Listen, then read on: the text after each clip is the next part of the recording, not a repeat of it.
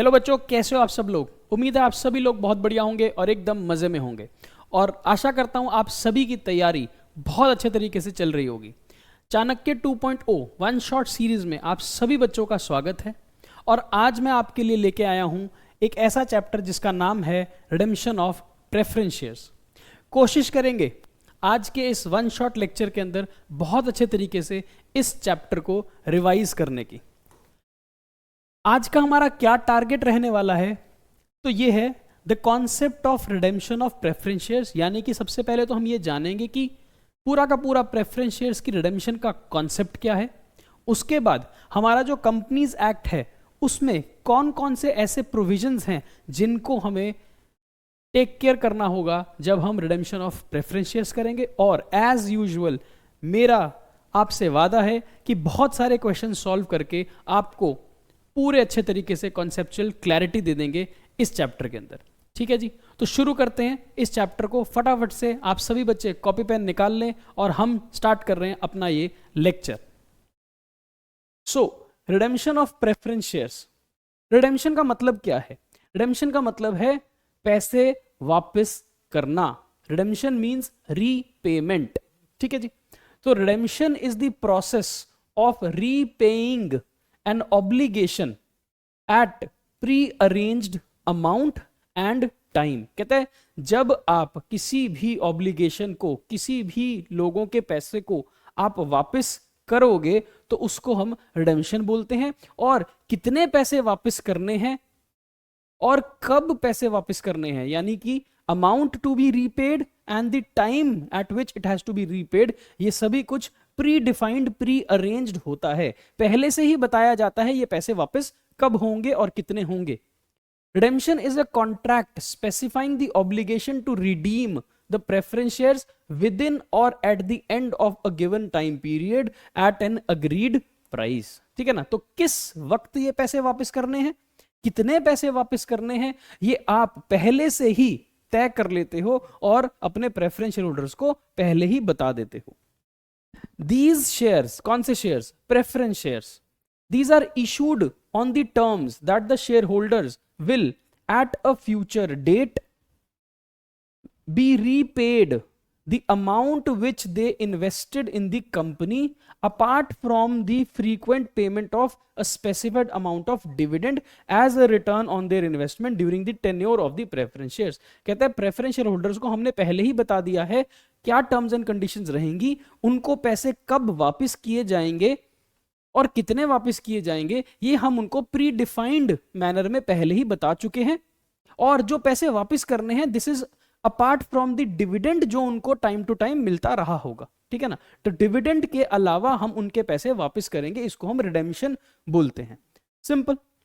अच्छा सर, इससे रिलेटेड क्या हमारा कंपनीज एक्ट कुछ बताता है? हाँ जी, हमारे कंपनीज एक्ट का सेक्शन 55 है that relates to issue and redemption of preference shares. बहुत क्लियरली हमारे प्रेफरेंस शेयर से रिलेटेड ये सेक्शन है। और ये सेक्शन हमको क्या बोलता है?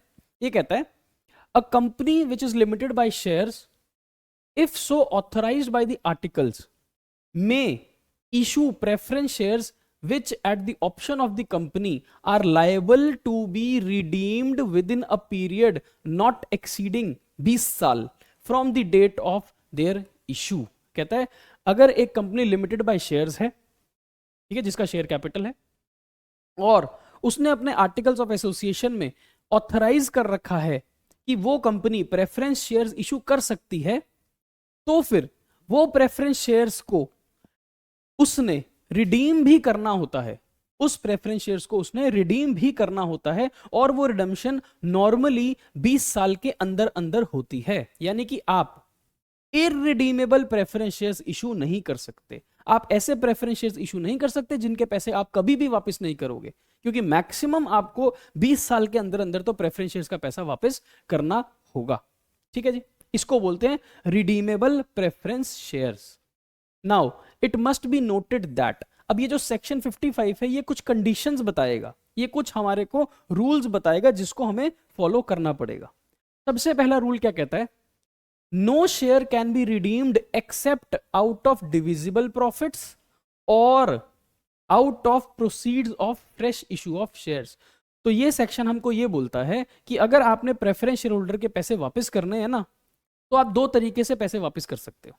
एक, या तो आप अपने प्रॉफिट्स को यूज करके अपने डिविजिबल डिस्ट्रीब्यूटेबल प्रॉफिट्स को इस्तेमाल करके इन प्रेफरेंस शेयर्स के पैसे वापस कर दो।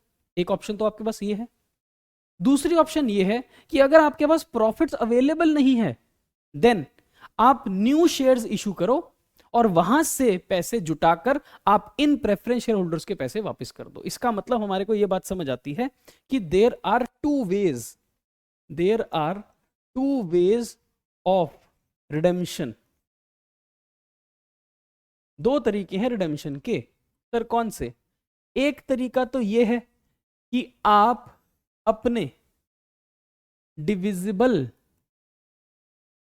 या फिर डिस्ट्रीब्यूटेबल प्रॉफिट्स को इस्तेमाल करो और इस पैसे का इस्तेमाल करके आप अपने प्रेफरेंस शेयर्स के पैसे वापस कर दो। ठीक है ना? तो एक तो ये तरीका है। सेकंड तरीका क्या है कि आप फ्रेश इशू ऑफ शेयर्स कर दो। दूसरा तरीका क्या है कि अगर आपके पास अवेलेबल डिस्ट्रीब्यूटेबल डिविजिबल प्रॉफिट्स नहीं है, कम हैं, तो फिर आप फ्रेश शेयर्स को इशू करो, न्यू शेयर्स इशू करो और फिर पुराने शेयर होल्डर, पुराने प्रेफरेंस शेयर होल्डर के पैसे वापस कर दो। So there are only two ways, और what you can do is a combination. या आप क्या कर सकते हो, इसकी एक कॉम्बिनेशन भी कर सकते हो, इसकी एक कॉम्बिनेशन भी कर सकते हो। या तो एक तरीका है आप अपने प्रॉफिट्स का इस्तेमाल करके रिडेम्पशन कर दो, या फिर आप फ्रेश इशू करो शेयर्स की, वहां से पैसा आएगा, उस पैसे का इस्तेमाल करके आप रिडेम्पशन कर दो। या फिर you can use a combination, कुछ पैसा प्रॉफिट से निकाल लो, कुछ पैसा फ्रेश इशू से निकाल लो और फिर इस पैसे से आप अपने प्रेफरेंस शेयर्स के पैसे वापस कर दो। तो ये है पहली कंडीशन, पहला rule. Next, no shares can be redeemed unless they are fully paid. Again important, आप प्रेफरेंस शेयर्स के पैसे तब तक वापस नहीं कर सकते जब तक प्रेफरेंस शेयर्स के पैसे फुली पेड नहीं है। जब तक प्रेफरेंस शेयर्स फुली पेड नहीं है तब तक उनके पैसे आप वापस नहीं कर सकते। तो अगर कोई प्रेफरेंस शेयर्स पार्टली पेड है ना, यानी कि अभी उसको कॉल नहीं करी है, आखिरी 2 रुपए की 5 रुपए की कॉल अगर आपकी उसकी पेंडिंग पड़ी है, so first you make the call, आप कॉल करो, कॉल के पैसे रिसीव करो प्रेफरेंस शेयर होल्डर से। कॉल के पैसे जैसे ही आपके पास आ जाएंगे, वो जो प्रेफरेंस शेयर्स हैं वो प्रेफरेंस शेयर्स फुली पेड हो जाएंगे। जैसे ही वो फुली पेड हो जाएंगे, हमारी कंडीशन मीट हो जाएगी, अब हम उनकी रिडेम्पशन कर सकते हैं। ठीक है ना? तो दो बातें समझ आ गई, एक वो फुली पेड होने चाहिए, दूसरा दो ही तरीके से पैसा वापस हो सकता है, या तो अपने डिविजिबल प्रॉफिट्स का या फिर फ्रेश इशू ऑफ शेयर्स का। फिर क्या कहता है? फिर कहता है ऐसी companies, in case of such class of companies जिनको अपनी फाइनेंशियल स्टेटमेंट्स को अकाउंटिंग स्टैंडर्ड्स जो प्रिस्क्राइब्ड हैं सेक्शन 133 के अंदर, उनके साथ ही अपनी फाइनेंशियल स्टेटमेंट्स बनानी है, तो ऐसी कंपनीज अगर रिडेम्पशन करेंगी, ऐसी कंपनीज अगर रिडेम्पशन करेंगी प्रेफरेंस शेयर्स की, तो रिडेम्पशन पे जो अगर प्रीमियम पेबल होगा ना, तो वो प्रीमियम वो केवल आउट ऑफ प्रॉफिट्स ही दे सकती हैं, वो केवल आउट ऑफ प्रॉफिट्स ही दे सकती हैं। और ये प्रॉफिट से पहले आपको प्रीमियम निकालना पड़ेगा, फिर ही जाके आप शेयर रिडीम करोगे। सिंपल सी बात बोल रहा है यार। वो कह रहा है आप अगर रिडेम्पशन करना चाहते हो, अगर आप रिडेम्पशन करना चाहते हो एट प्रीमियम, अगर आप रिडेम्पशन करना चाहते हो एट प्रीमियम, तो दो बातें होंगी, या तो आपकी कंपनी सेक्शन 133 को कंप्लाई करेगी, या फिर वो कंपनी सेक्शन 33 के अंतर्गत नहीं आती होगी। सेक्शन 133 के अंतर्गत कौन सी कंपनीज आती हैं? ये वो कंपनीज होती हैं जिनको अपनी balance sheet, profit and loss account, notes on accounts etcetera, यानी कि फाइनेंशियल स्टेटमेंट्स अकाउंटिंग स्टैंडर्ड्स के मुताबिक बनानी पड़ती हैं, अकाउंटिंग स्टैंडर्ड्स के मुताबिक बनानी पड़ती हैं। ऐसी कंपनीज जो सेक्शन 133 के दायरे में हैं, उन कंपनीज के ऊपर एक कंडीशन लगी है। कंडीशन ये लगी है कि वो जो प्रीमियम का पैसा होगा ऑन रिडेम्पशन, जो प्रीमियम होगा ऑन रिडेम्पशन, वो कहां से सोर्स करेंगी? वो सोर्स करेंगी अपने डिविजिबल प्रॉफिट से। वो कहां से सोर्स करेंगी इसको? डिविजिबल प्रॉफिट से। तो उनको प्रीमियम का पैसा भी जुटाना पड़ेगा अपने प्रॉफिट्स के अंदर से, ठीक है ना। और जो कंपनीज सेक्शन 133 में नहीं आती हैं, जो कंपनी सेक्शन 133 में नहीं आती हैं, इसका मतलब जो कंपनियों को अपनी फाइनेंशियल स्टेटमेंट्स अकाउंटिंग स्टैंडर्ड्स के हिसाब से नहीं बनानी है, तो फिर वो companies premium payable on redemption को या तो आउट ऑफ प्रॉफिट से सोर्स कर ले या फिर आउट ऑफ सिक्योरिटीज प्रीमियम से सोर्स कर ले एज पर सेक्शन 52। तो वो कहता है कि जो कंपनी सेक्शन 133 के अंतर्गत नहीं आती हैं, उनको भी प्रीमियम का पैसा सोर्स तो करना पड़ेगा। और इसका सोर्स दोनों तरफ से हो सकता है, या तो ये पैसा डिविजिबल प्रॉफिट से आएगा या फिर ये पैसा सिक्योरिटीज प्रीमियम से आएगा। याद है सिक्योरिटीज प्रीमियम सेक्शन 52 में लिखा था कि आप अगर प्रेफरेंस शेयर्स का प्रीमियम दोगे, premium on redemption of preference shares दोगे, तो वो प्रीमियम को आप सिक्योरिटीज प्रीमियम से राइट ऑफ कर सकते हो, ठीक है ना। तो हमें ये बात भी याद रखनी है कि जो ये प्रीमियम होगा, ये प्रीमियम कहां से सोर्स होगा? तो सेक्शन 133 वाली कंपनीज हैं, वो सिर्फ पीएनएल, रिजर्व, जनरल रिजर्व से पैसा सोर्स कर सकती हैं प्रीमियम का। और जो सेक्शन 133 वाली कंपनीज नहीं है, वो सिक्योरिटीज प्रीमियम का इस्तेमाल भी कर सकती हैं और डिविजिबल प्रॉफिट्स का भी इस्तेमाल कर सकती हैं। डिविजिबल प्रॉफिट आपको पता है ना क्या होते हैं? तो यहां पर लिख देता हूं अगर आपको नहीं पता तो। डिविजिबल प्रॉफिट क्या होते हैं? डिविजिबल प्रॉफिट्स होते हैं वो profits which are free to be used for payment of dividend, जिनको आप यूज करके अपने शेयर धारक को डिविडेंड दे सको, उसको बोलते हैं divisible and distributable profit. Normally ये प्रॉफिट एंड लॉस अकाउंट है और जनरल रिजर्व है, ठीक है ना। ये पैसा आपका फ्री रिजर्व है, free to be used for payment of dividend है, ठीक है। तो अभी तक हमारे को कितनी बातें समझ आ गई? बस ये सिंपल सा रूल है, इसको अगर आपने फॉलो कर लिया उसके बाद तो हमने क्वेश्चन ही करने हैं, सिंपल। सो प्रेफरेंस शेयर्स की रिडेम्पशन का मतलब है कि उनको पैसे वापस करने हैं, ठीक है। पैसे वापस करने से पहले आपको कुछ कंडीशंस को फॉलो करना है। कंडीशंस कहाँ पे लिखी है? सेक्शन 55 के अंदर। सेक्शन 55 ये कहता है कि सबसे पहले तो प्रेफरेंस शेयर्स आपके फुली पेड होने चाहिए। अगर पार्टली पेड हैं तो उनको कॉल करो, पैसा मंगाओ, फुली पेड कर दो, ठीक। उसके बाद रिडेम्पशन आप दो जगह से कर सकते हो, या तो रिडेम्पशन आप कर सकते हो आउट ऑफ प्रॉफिट्स या रिडेम्पशन कर सकते हो आउट ऑफ फ्रेश इशू। अगर आप रिडेम्पशन आउट ऑफ प्रॉफिट कर रहे हो, अगर आप रिडेम्पशन आउट ऑफ प्रॉफिट कर रहे हो, तो आपको ये ध्यान देना है वो प्रॉफिट कौन सा होना चाहिए? वो प्रॉफिट डिविजिबल प्रॉफिट होना चाहिए, फ्री प्रॉफिट होना चाहिए, फ्री रिजर्व होनी चाहिए, यानी कि पीएनएल और जनरल रिजर्व, यहां से पैसा आप सोर्स कर सकते हो। और अगर आप फ्रेश इशू ऑफ शेयर्स कर रहे हो तो पैसा बाहर से न्यू शेयर इशू करो, पैसा आ जाएगा। या फिर आप इन दोनों की ही कॉम्बिनेशन भी यूज कर सकते हो कि कुछ पैसा आप प्रॉफिट्स का यूज कर रहे हो और कुछ पैसा आप फ्रेश इशू का इस्तेमाल कर रहे हो।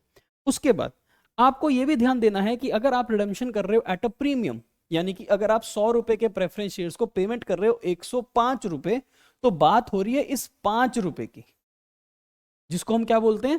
Premium on redemption.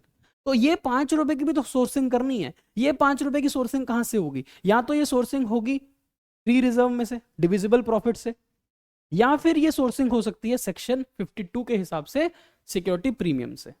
यहां पर याद रखना है कि जो सेक्शन 133 वाली कंपनीज है, जिनको फाइनेंशियल स्टेटमेंट्स अकाउंटिंग स्टैंडर्ड्स के प्रिस्क्राइब्ड फॉर्मेट में बनानी है, वो लोग केवल और केवल प्रॉफिट्स का इस्तेमाल कर सकते हैं इस प्रीमियम को सोर्स करने के लिए। और जो अदर कंपनीज हैं अदर देन सेक्शन 133 वाली, वो फिर सिक्योरिटीज प्रीमियम का इस्तेमाल भी कर सकती हैं।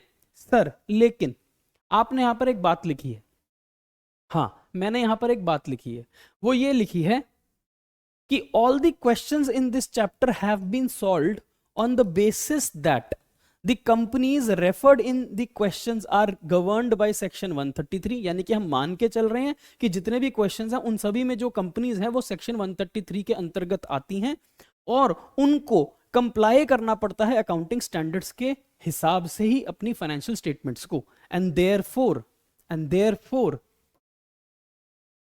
The balance in securities premium has not been utilised for the purpose of paying premium on redemption of preference shares. इसका मतलब हम ये मान के चल रहे हैं कि हमारा ये वाला केस है इन ऑल क्वेश्चंस, हम मान के चल रहे हैं कि हमारा ये वाला केस है, यानी कि अगर हमारे को प्रीमियम ऑन रिडेम्पशन सोर्स करना पड़ा, यानी कि ये 5 रुपए कहां से आएंगे इसके बारे में भी जानना पड़ा, तो ये 5 रुपए केवल और केवल डिविजिबल प्रॉफिट से आएंगे।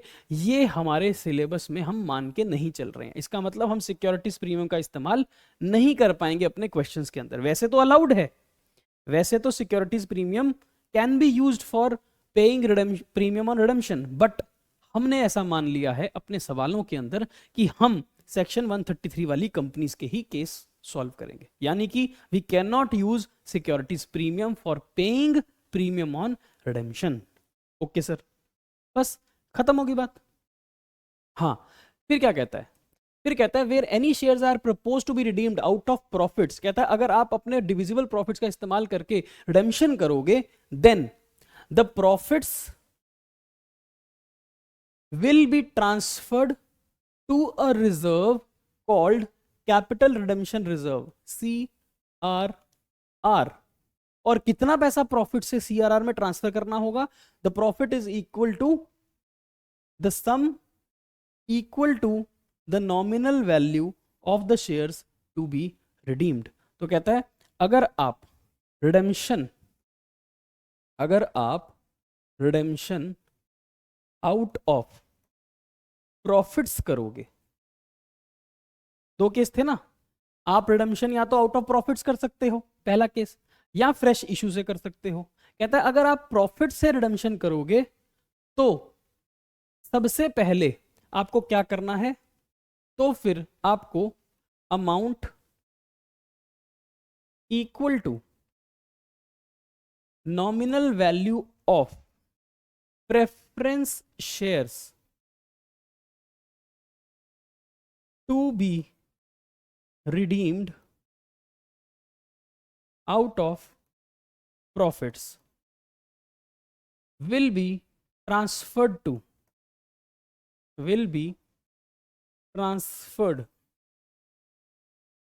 to CRR। तो आपको क्या करना पड़ेगा, आपको अपने प्रॉफिट एंड लॉस के डब्बे में से उतना पैसा बाहर निकाल के ट्रांसफर करना पड़ेगा CRR में जो पैसा nominal value of shares to be redeemed out of profit के बराबर होगा। तो आपको क्या करना पड़ेगा, ये आपके पास फ्री रिजर्व पड़ी है, डिविजिबल प्रॉफिट पड़ा है आपके पास, इसमें से कुछ पैसा आपको CRR में ट्रांसफर करना पड़ेगा। और वो पैसा कितना है, वो पैसा है equal to the nominal value of preference shares to be redeemed out of profit. ये पैसा आपको CRR में ट्रांसफर करना पड़ेगा। ठीक है, अब CRR क्या है, CRR भी एक डब्बा ही है, CRR भी एक रिजर्व है, एक डब्बा है, बस इस डब्बे के ऊपर ढक्कन लगा हुआ है, यानी कि ये एक क्लोज्ड रिजर्व है। ये तो ओपन रिजर्व है ना, इसका पैसा तो आप इस्तेमाल कर सकते हो, it is free to be used for any purpose whatsoever. पर CRR एक क्लोज्ड रिजर्व है। क्लोज्ड रिजर्व का मतलब क्या है, ये रिस्ट्रिक्टेड रिजर्व है, इसका पैसा आप कुछ भी काम करने के लिए इस्तेमाल नहीं कर सकते।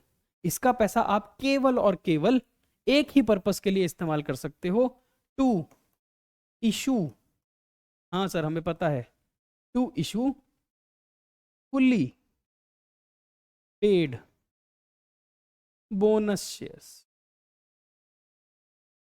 कह रहा था ना आपने बोनस शेयर चैप्टर, उसमें बताया था कि सबसे पहले तो आपको CRR को इस्तेमाल करना है, बिकॉज CRR का काम ही सिर्फ एक है, capitalisation of reserve into share capital. तो CRR के ऊपर ढक्कन लग जाता है, सीआरआर एक क्लोज्ड रिजर्व है, इसका सिर्फ एक ही रिस्ट्रिक्टेड काम है, वो क्या है कि फ्यूचर में जाकर अगर आपको अपने शेयर धारक को फुली पेड बोनस शेयर देना है तो आप इसका ढक्कन खोल सकते हो और इसका पैसा निकाल के कैपिटल में ट्रांसफर कर सकते हो, ठीक है ना। तो इसको बोलते हैं रिडेम्पशन आउट ऑफ प्रॉफिट, ठीक है। और कितना पैसा ट्रांसफर करना है ये बड़ा ध्यान से रखना, only the nominal value he transfer करना है, only the nominal value he CRR में ट्रांसफर करना है। आपको अगर प्रीमियम ऑन रिडेम्पशन देना है तो प्रीमियम ऑन रिडेम्पशन को सीआरआर में ट्रांसफर करने की आवश्यकता नहीं है, प्रीमियम का पैसा सीधा सीधा आप रिजर्व में से सोर्स कर सकते हो, ठीक है ना। ओके, यहां लिखता है the utilisation of CRR is restricted only to issue of fully paid bonus shares, so it will be necessary to transfer to CRR an amount equal to the amount repaid on the redemption of preference shares on account of face value less proceeds of fresh issue of shares made for the purpose of redemption। कहता है सिर्फ आपको जितना पैसा out of profits redeem करना है preference shares का, उतने पैसे का nominal value of share capital he CRR में ट्रांसफर करना है, बाकी पैसा ट्रांसफर नहीं करना है, ठीक है। चलो, कंडीशंस तो आपको सारी समझ आ गई। हाँ सर, हमारे को कंडीशन समझ आ गई। इस रैशनल बिहाइंड सीआरआर, हमने सीआरआर क्यों बनाया या हमने फ्रेश इशू ऑफ शेयर्स क्यों किया, इसकी बात अभी एक आधा क्वेश्चन करने के बाद आते हैं, नहीं तो आपको कंफ्यूजन हो जाएगी। हम एंट्रीज पास क्या करेंगे सर, हम एंट्रीज पास करेंगे सबसे पहली जब नए शेयर इशू किए जाएंगे। देखो, हम रिडेम्पशन कैसे कर सकते हैं, हम रिडेम्पशन या तो अपने प्रॉफिट्स को लॉक करके कर सकते हैं, प्रॉफिट्स को लॉक करके, लॉक कहां करना है, सीआरआर में। तो एक वर्ड लिख लेते हैं, आपको याद रहेगा, या तो हम अपने प्रॉफिट्स को लॉक कर सकते हैं, प्रॉफिट्स को लॉक कर सकते हैं, कहां लॉक करना है, सीआरआर के अंदर, ठीक है ना, सीआरआर के अंदर करा ना हमने, प्रॉफिट्स का पैसा सीआरआर में डाला, सीआरआर के ऊपर ढक्कन लगा दिया, सीआरआर कर दी लॉक।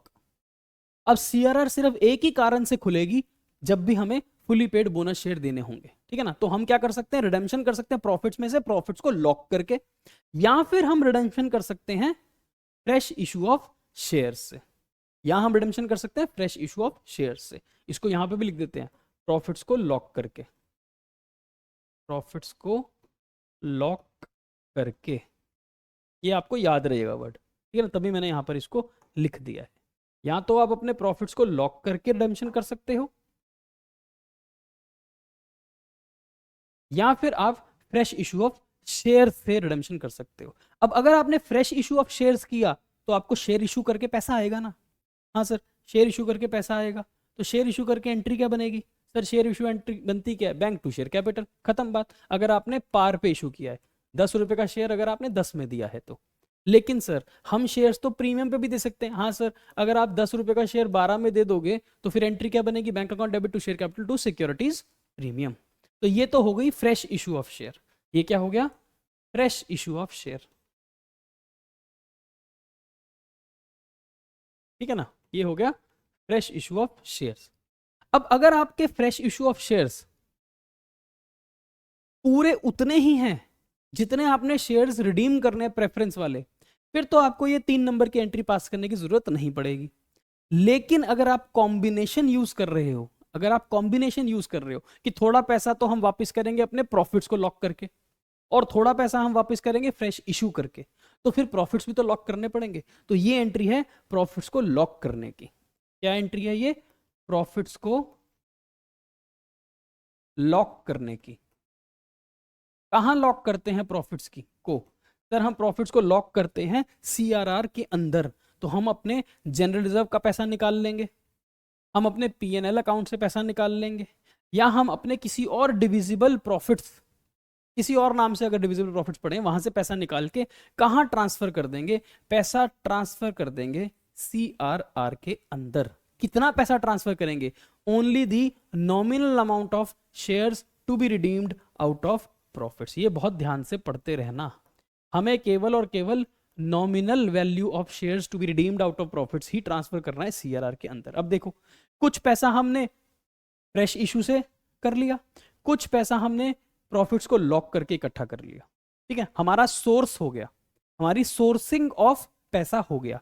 अब हमने प्रेफरेंस शेयर्स को रिडीम करना है। हाँ सर, अब हमने प्रेफरेंस शेयर्स को रिडीम करना है, तो हम क्या करेंगे, प्रेफरेंस शेयर्स को रिडीम करेंगे एट पार या एट प्रीमियम। तो अगर हम प्रेफरेंस शेयर्स को रिडीम करेंगे तो रिडीम करने की एंट्री क्या होगी, ड्यू करने की एंट्री,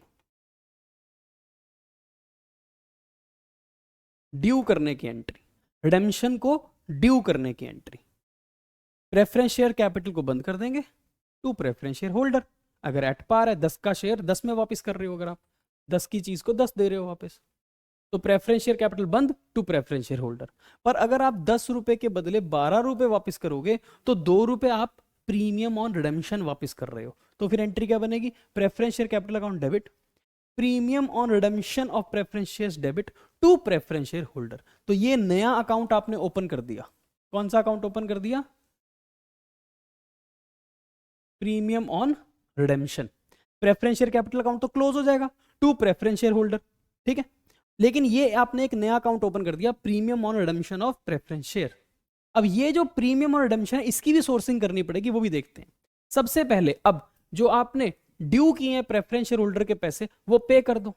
अब आप पे करो, preference holder account debit to bank, preference holder के पैसे वापस हो गए, ठीक। लास्ट में क्या करना है, लास्ट में इस प्रीमियम की सोर्सिंग करनी है। इस premium on redemption of preference shares जो यहां पे आपने ओपन किया है, इस एंट्री में इसको क्लोज करना है। लास्ट काम, इस एंट्री में इसको जाके क्लोज भी करना है। अब ये क्लोज कहां से करना है, ये क्लोज आप कहां से करोगे, हम मान के चल रहे हैं कि हमारी कंपनीज सेक्शन 133 वाली हैं।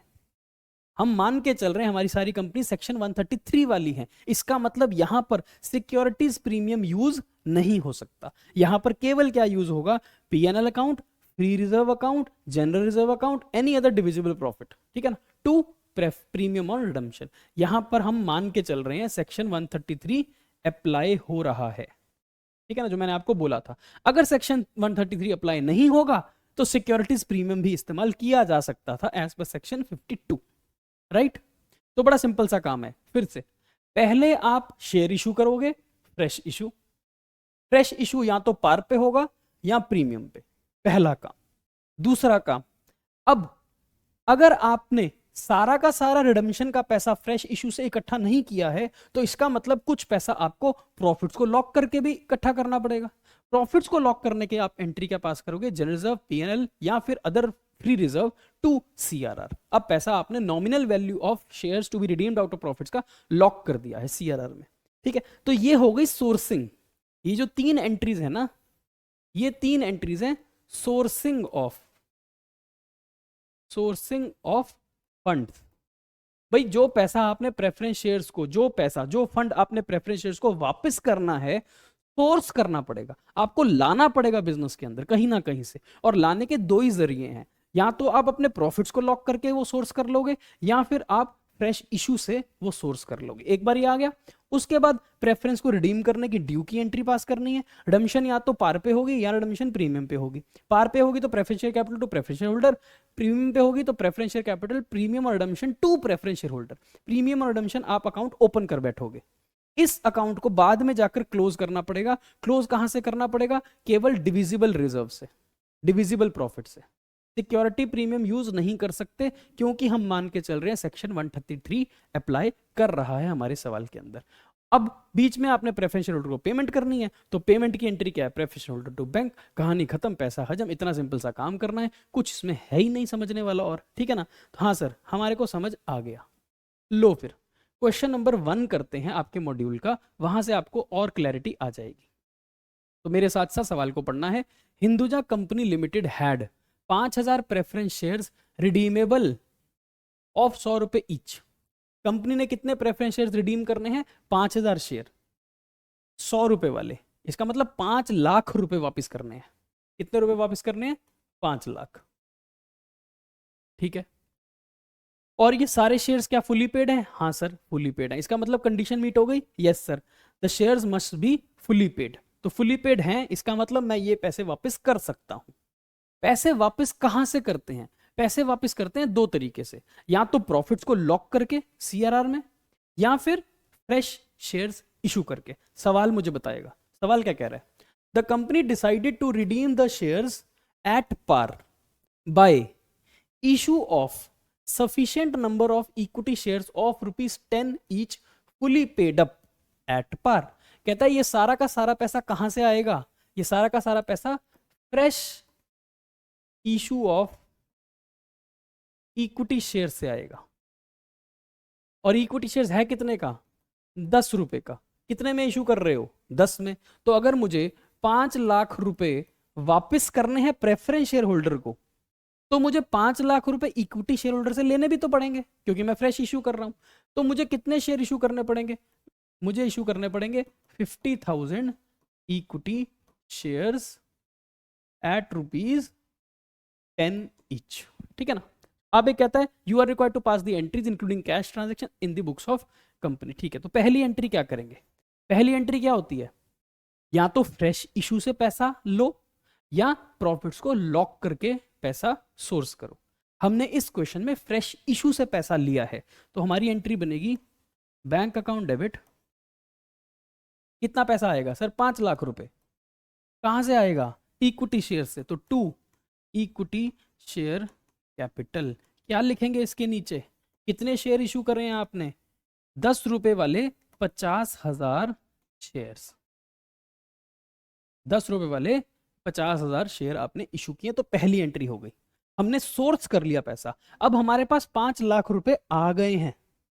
इससे अब हम अपने प्रेफरेंस शेयर्स को रिडीम करेंगे। रिडीम करने के लिए सबसे पहले आपको प्रेफरेंस शेयर्स की रिडम्पशन को ड्यू करना पड़ता है। ड्यू की एंट्री, ड्यू कैसे होंगे? 8% preference share capital account debit 5 lakh. 2 किसको देना है? ये प्रेफरेंस शेयर होल्डर को, to preference share holder account. ये हो गई ड्यू पैसे। अब पे कर दो, पैसे पे कर दो। पे किसको करना है? प्रेफरेंस शेयर होल्डर को। तो preference share holder account debit 5 lakh to bank account. खत्म। अब मैंने पे कर दिया, फिनिश। और कुछ करना ही नहीं है इस सवाल के अंदर। ठीक है ना? तो fresh issue, preference share holders को पैसा ड्यू किया, फिर प्रेफरेंस शेयर होल्डर्स को पैसा पे किया। ठीक? Yes sir. आगे चलो, नेक्स्ट क्वेश्चन, क्वेश्चन नंबर 2 क्या कहता है? सी लिमिटेड के पास 10,000 10% रिडीमेबल प्रेफरेंस शेयर्स हैं, 100 रुपए वाले, फुली पेड है। कंडीशन मीट हो गई, फुली पेड है। कितने? 10,000 इंटू 100। इसका मतलब मुझे 10 लाख रुपए वापस करने हैं। ठीक है ना? कैसे करने हैं बताएगा सवाल। The company decided to redeem the preference shares at par. मुझे 10 लाख रुपए वापस करने हैं प्रेफरेंस शेयर होल्डर के। कैसे इशू करने हैं? Bye issue of sufficient number of equity shares of 10 each eight a premium of 2 रुपए एज फुली पेड अप। मुझे क्या करना है? मुझे 10 लाख रुपए के प्रेफरेंस शेयर्स रिडीम करने के लिए इक्विटी शेयर इशू करने हैं। ठीक है ना? तो मैं ये कैसे कर सकता हूं? 2 तरीके से, या तो न्यू शेयर इशू करके,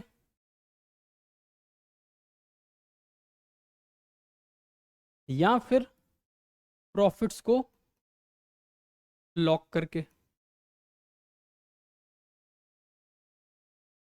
अगर मुझे 10 लाख रुपए चाहिए प्रेफरेंस को रिडीम करने के लिए, तो या तो मैं नए शेयर इशू करूंगा, कितने के? 10 लाख के, या फिर मैं प्रॉफिट्स को लॉक करूंगा, कितने का? 10 लाख का।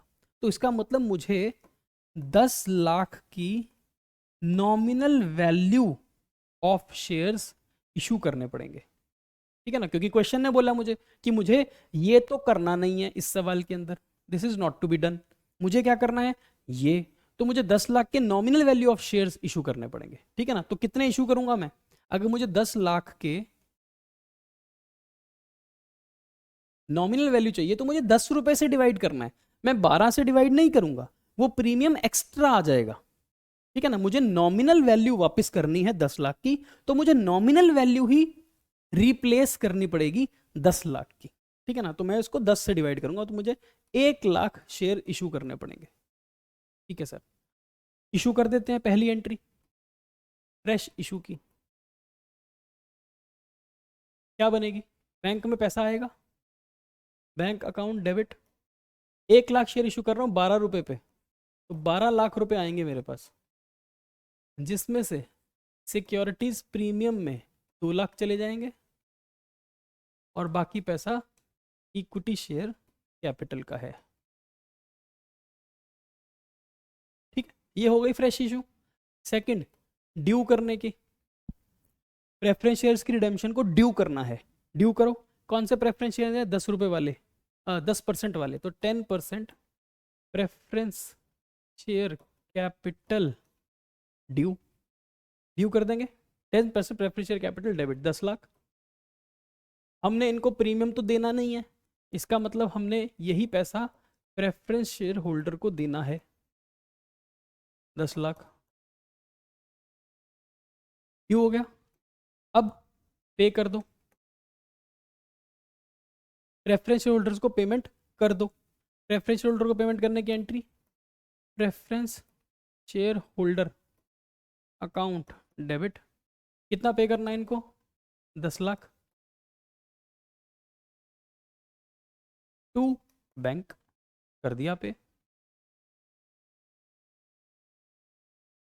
खत्म। और तो कुछ है ही नहीं इस सवाल के अंदर। तो ये सवाल हमको क्या सिखा रहा है, और पिछला सवाल भी हमको क्या सिखा रहा था। पिछले सवाल ने हमको बताया था कि अगर हमने 5 लाख के प्रेफरेंस शेयर्स को पैसे वापस कर रहे हैं तो हमें 5 लाख रुपए ही रिप्लेस करने पड़ेंगे, हमें 5 लाख रुपए ही बिजनेस में लाने भी पड़ेंगे, ठीक है। ये क्वेश्चन भी हमें यही बता रहा है कि अगर मुझे 10 लाख रुपए के प्रेफरेंस शेयर्स के पैसे वापस करने हैं तो मुझे 10 लाख की नॉमिनल वैल्यू वापस लानी पड़ेगी बिजनेस के अंदर। तो मुझे 10 लाख की ही नॉमिनल वैल्यू चाहिए बिजनेस के अंदर, तो मैं 12 से डिवाइड नहीं करूंगा इसको, मैं यहां पर इसको 12 से डिवाइड नहीं करूंगा, मैं इसको डिवाइड 10 से करूंगा। प्रीमियम पे है इशू, कोई बात नहीं, प्रीमियम पे है इशू, कोई बात नहीं, लेकिन फिर भी मुझे कितने पैसे चाहिए बिजनेस के अंदर, नॉमिनल, मुझे नॉमिनल 10 लाख चाहिए थे। वो नॉमिनल 10 लाख कैसे आएंगे, जब मैं 1 लाख शेयर इशू करूंगा, ठीक है ना, जब मैं 1 लाख शेयर इशू करूंगा।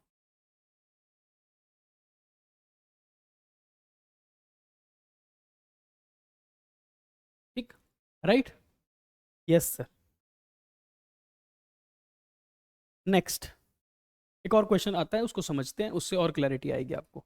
The board of directors of the company decided to issue minimum number of equity shares of ₹9 to redeem 5 lakh रुपए के प्रेफरेंस शेयर्स। देखो क्या कह रहा है, हमें 5 लाख रुपए के प्रेफरेंस शेयर्स रिडीम करने हैं। अब ये 5 लाख रुपए मुझे लाने भी तो पड़ेंगे बिजनेस में, क्योंकि जो मुझे रिडीम करने के लिए पैसे चाहिए 5 लाख, वो मुझे 2 जगह से मिल सकते हैं। या तो मुझे फ्रेश इशू करने पड़ेंगे, या मुझे प्रॉफिट को लॉक करना पड़ेगा। तो मुझे 2 काम करने पड़ेंगे, या तो मुझे फ्रेश इशू करना पड़ेगा शेयर्स का, या मुझे प्रॉफिट्स को लॉक करना पड़ेगा। सवाल मुझे बता रहा है, सवाल मुझे कह रहा है कि मुझे ये मिनिमम फ्रेश इशू करने हैं, ये मिनिमम कर रहे हैं, इसका मतलब इसको बाद में देखेंगे। हमारे पास प्रॉफिट्स कितने हैं लॉक करने के लिए, कहता है the maximum amount of profits available for redemption is 3 lakh रुपए। कहता है 3 लाख रुपए तो यहां से आ जाएंगे, 3 लाख रुपए तो हमारे पास यहां से आ जाएंगे, ठीक है ना, ओके। और बाकी के 2 लाख रुपए कहां से आएंगे, यहां से। तो फिर बाकी के 2 लाख कहां से आएंगे, फ्रेश इशू से। सवाल को और पढ़ो आगे क्या बोलता है, calculate the number of shares to be issued by the company to ensure that the provisions of section 55 are not violated. आपको सेक्शन 55 को कंप्लाई पूरा पूरा करना है, वायलेशन नहीं कर सकते आप। Also determine the number of shares if the company decide to issue shares in the multiples of ₹50 only. ये ₹50 है, ठीक है ना, 50 रुपए के मल्टीपल में ही आपको शेयर इशू करना है। 50 नहीं होना चाहिए वैसे तो, सिर्फ 50 होना चाहिए, इन दी मल्टीपल्स ऑफ 50। तो 2 लाख रुपए के मुझे शेयर इशू करने पड़ेंगे, और 3 लाख रुपए मेरे पास प्रॉफिट है। इस प्रॉफिट्स को कहाँ लॉक कर दूंगा, CRR में। 3 लाख के प्रॉफिट तो सीआरआर में लॉक हो गए।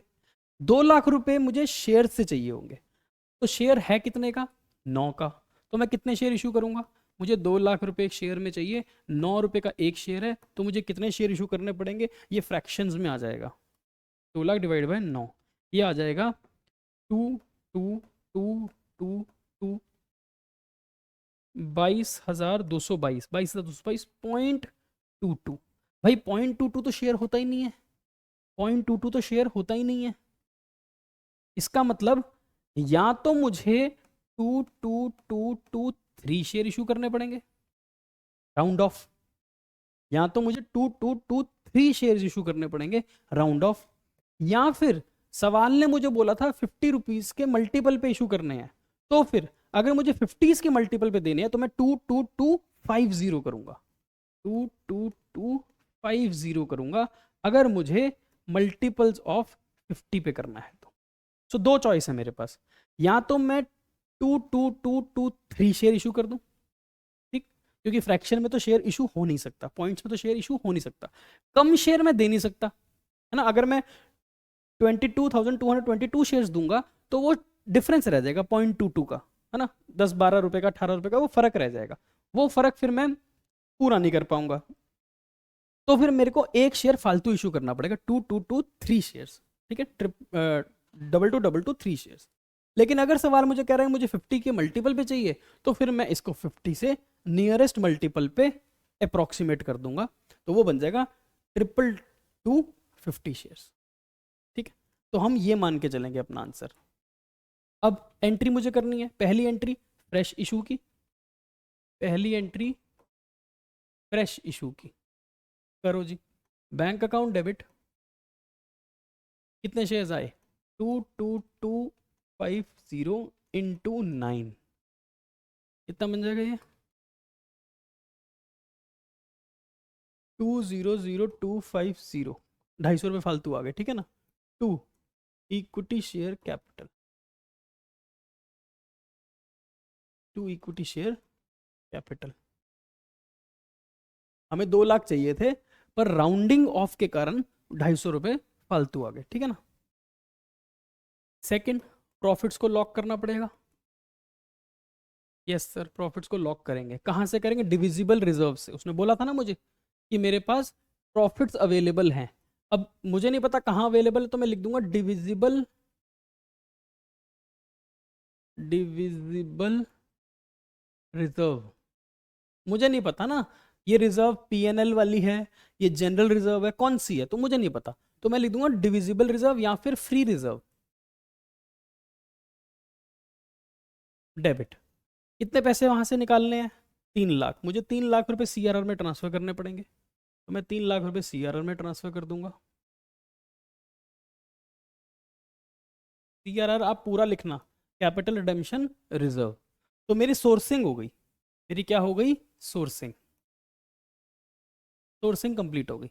अब ड्यू करूंगा, प्रेफरेंस को रिडीम करने के लिए एंट्री ड्यू करूंगा। मुझे प्रेफरेंस कितने रिडीम करने थे? 5 लाख, तो मैं लिखूंगा preference share capital debit 5 lakh, to देने किसको पैसे? Preference share holder. अब पे कर दो,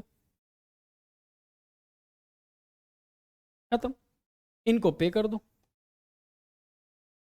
preference share holder to bank, बस फिनिश, खत्म। पहले पैसे को जुटाना है, पहला पॉइंट क्या है? पहले पैसे को जुटाना है। कहां से जुटाओगे? या तो रिजर्व को लॉक करके, या फिर फ्रेश इशू करके, या फिर दोनों की कॉम्बिनेशन। जितना पैसा मुझे रिडीम करना है, अब ध्यान से समझने की कोशिश करना, जितना पैसा मुझे रिडीम करना है, मुझे ये रिडीम करना है,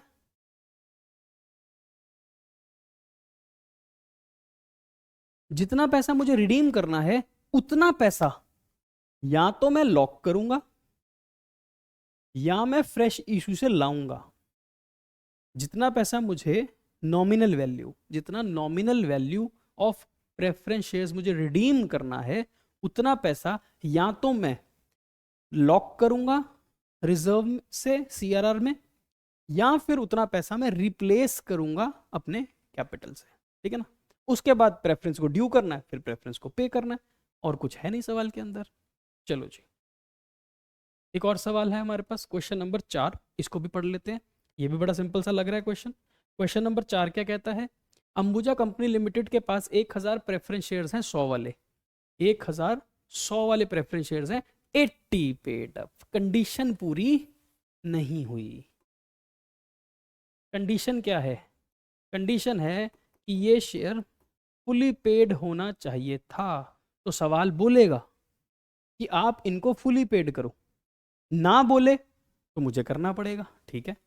the company decided to redeem the preference shares at par by, ठीक है। कंपनी रिडीम करना चाहती है ना, तो सबसे पहला काम क्या करूंगा मैं, सबसे पहला काम मैं इनको फुली पेड बनाऊंगा। फुली पेड बनाने के लिए मुझे इनको कॉल करनी पड़ेगी। कॉल करो, कॉल ड्यू करो, क्या लिखेंगे, preference share final call account debit. मुझे 1000 शेयर पे 20 रुपए की कॉल करनी पड़ेगी। 80 पेड अप है ना, तो इसका मतलब मैं 20,000 रुपये मांगूंगा टू 9% प्रेफरेंस शेयर कैपिटल। मैं पहले तो 20,000 रुपये मांगूंगा ताकि ये फुली पेड हो जाए। क्या पैसे आएंगे, आने ही पड़ेंगे, नहीं आएंगे तो रिडीम ही नहीं कर पाएंगे, सवाल ही खत्म हो जाएगा। तो ये पैसे रिसीव कर लो, bank account debit to preference share final call, ठीक है। कॉल बंद हो गई, पैसा आ गया। अब ऐसा करने से शेयर हो गया फुली पेड, फुली पेड हो गया, ठीक। अब मुझे कितने पैसे वापस करने होंगे, सर मुझे पैसे वापस करने हैं 1000 प्रेफरेंस शेयर्स को 100 रुपए देने हैं एट पार, तो मुझे 1,00,000 रुपए वापस करने हैं।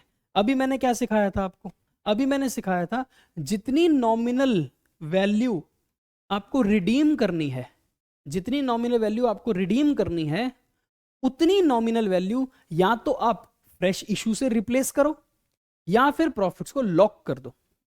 तो मुझे क्या करना है, मुझे 1,00,000 रुपए की प्रेफरेंस शेयर्स वापस करने हैं। मुझे क्या करना पड़ेगा, मुझे करना पड़ेगा 1,00,000 रुपए की nominal value of preference share capital, इसको या तो रिप्लेस करना पड़ेगा बाय इशू ऑफ शेयर,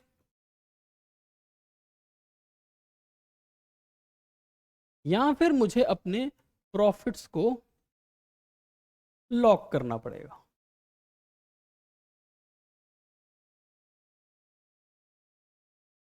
बात समझ आ गई होगी अब तक तो आपको, ठीक है ना।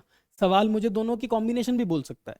तो सवाल मुझे क्या कह रहा है, सवाल कह रहा है by issue of sufficient number of equity shares of ₹10 each fully paid up at पार।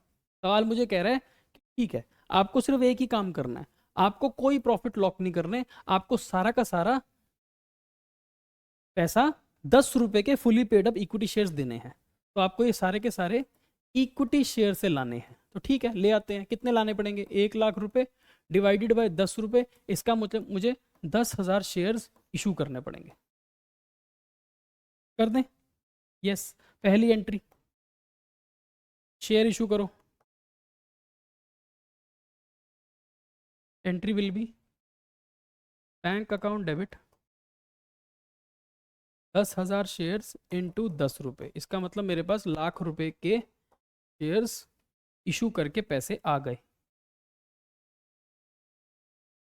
1,00,000 रुपए के शेयर इशू करके पैसे आ गए। सेकंड एंट्री, ड्यू करो प्रेफरेंस को।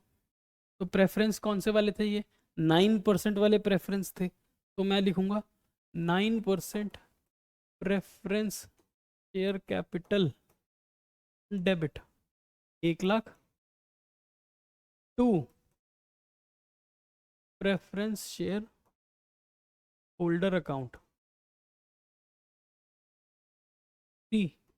पे करो। Preference share holder account debit to bank, pay हो गए, खत्म, और कुछ करना ही नहीं है। बोलो, यहां तक समझ आ गया? यस सर, यहां तक हमारे को बिल्कुल क्लैरिटी के साथ समझ आ गया है। अब बच्चों, एक पॉइंट जो मैंने स्किप कराया था, वो पॉइंट का टाइम आ गया। हमें ये समझना जरूरी है कि हम सीआरआर क्यों बनाते हैं, या फिर हम फ्रेश इशू ऑफ शेयर्स क्यों करते हैं। ये भी तो समझना जरूरी है ना कि हमने सीआरआर क्यों बनाई, हमने फ्रेश इशू क्यों किए। तो हमारे को यहां पर यह बोला जाता है कि जब आप प्रेफरेंस शेयर्स को रिडीम करोगे, जब आप प्रेफरेंस शेयर्स को रिडीम करोगे, तो जितनी भी नॉमिनल वैल्यू ऑफ रिडम्पशन है, जितनी भी नॉमिनल वैल्यू ऑफ रिडम्पशन है, वो नॉमिनल वैल्यू आपको रिप्लेस करनी पड़ेगी। वो नॉमिनल वैल्यू आपको रिप्लेस करनी पड़ेगी। कैसे रिप्लेस होगी? वो नॉमिनल वैल्यू आपको has to be, nominal value of capital has to be replaced. This is important. भाई, आप शेयर कैपिटल रिडीम कर रहे हो, आप शेयर धारक का पैसा वापस कर रहे हो, तो जितना पैसा आप वापस करोगे ना, जितना कैपिटल कैंसिल होगा, जितना कैपिटल रिड्यूस कर रहे हो, जितना कैपिटल रिडीम कर रहे हो, उतना ही कैपिटल आपको रिप्लेस करना पड़ेगा। ये कंडीशन है सेक्शन 55 की, उतना ही कैपिटल आपको रिप्लेस करना पड़ेगा। अब रिप्लेसमेंट की दो ऑप्शंस हैं, रिप्लेसमेंट की दो ऑप्शंस हैं, ठीक है ना। तो यहां पर मैं इसको हटा देता हूं एक बार, ये गलत लग गई है लाइन। रिप्लेसमेंट की दो ऑप्शन है आपके पास। तो जितने भी प्रेफरेंस शेयर्स को रिडीम करते समय नॉमिनल वैल्यू कैंसिल हुई है, उतनी की उतनी नॉमिनल वैल्यू आपको रिप्लेस करनी पड़ेगी। And this replacement can be done in two ways, either by issue of fresh shares और बाय लॉकिंग दी प्रॉफिट्स।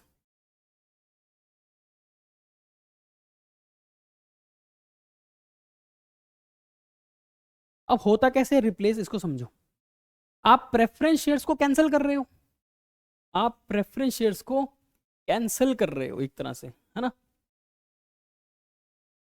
इसका मतलब आप शेयर कैपिटल को रिड्यूस कर रहे हो, इसका मतलब आप शेयर कैपिटल को रिड्यूस कर रहे हो।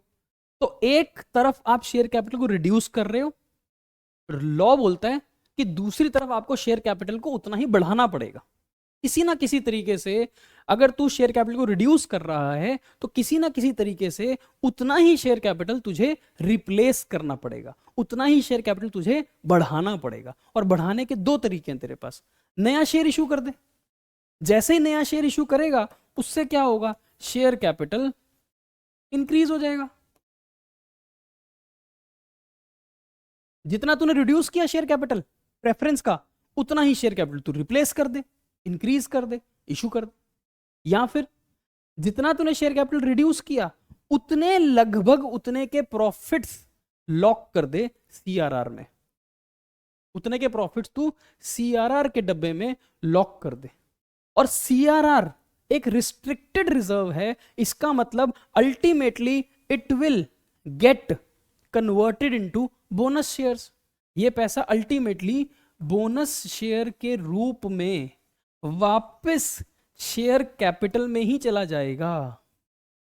तो अल्टीमेटली देखो, या तो नया शेयर इशू करके शेयर कैपिटल रिप्लेस हो गया, या फिर प्रॉफिट्स का पैसा रिजर्व में डाला सीआरआर, सीआरआर का पैसा घूम के बोनस शेयर के तौर पर वापस शेयर कैपिटल को ही एनहांस कर देगा, शेयर कैपिटल में आ जाएगा। तो अल्टीमेटली जितना शेयर कैपिटल तूने कैंसिल किया ना, उतना ही शेयर कैपिटल तुझे रिप्लेस करना है। ये है सेक्शन 55 का काम।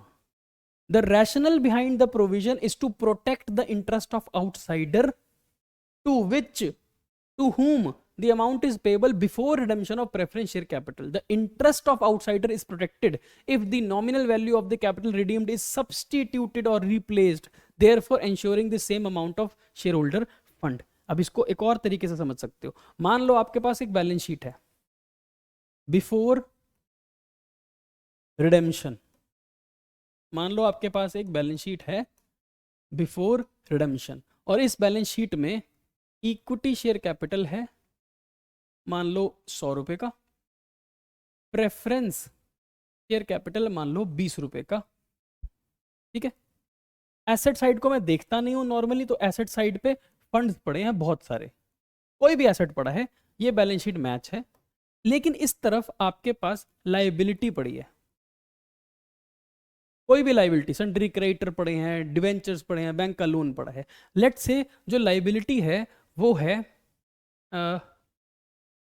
कितने की मान ले, लायबिलिटीज को 30 की मान लेते हैं, 30 की, और आपकी ये बैलेंस शीट मैच है।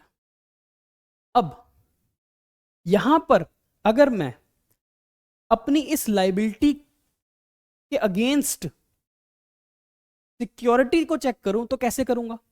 अगर मैं ये देखूं कि इस लायबिलिटी के अगेंस्ट कितना कैपिटल पड़ा है, तो मैं बोलूंगा लायबिलिटी कवर, लायबिलिटी का सिक्योरिटी कवर कितना है, लायबिलिटी कितनी है 30 की, कैपिटल कितना अवेलेबल है 120 का, या तो ऐसे डिवाइड कर लो, ठीक है ना, परसेंटेज में आ जाएगा, या फिर आप उल्टा कर लो, 120 का कैपिटल अवेलेबल है 30 की लायबिलिटी के अगेंस्ट, इसका मतलब 4 टाइम्स सिक्योरिटी कवर अवेलेबल है इन लोगों को। भाई जिन लोगों ने आपकी कंपनी के ऊपर 30 का क्रेडिट दिया हुआ है, लोन दिया हुआ है, उधार दिया हुआ है, ये लोग इसमें भी तो इंटरेस्टेड होंगे ना कि उनके पास कवर कितना है सिक्योरिटी का, उनके पास कवर कितना है 4 टाइम्स का। वो ये बोलेंगे कि यार हमारा पैसा बिजनेस में कितना लगा हुआ है 30 रुपए, लेकिन मालिक का पैसा कितना लगा हुआ है 120 रुपए, इसका मतलब 4 गुना पैसा मालिक ने भी तो लगा रखा है धंधे के अंदर, 4 गुना पैसा मालिक ने भी तो लगा रखा है धंधे के अंदर, ठीक है ना। अच्छा, ये तो है बिफोर रिडेम्पशन। अगर मैं बैलेंस शीट देखूं आफ्टर रिडेम्पशन,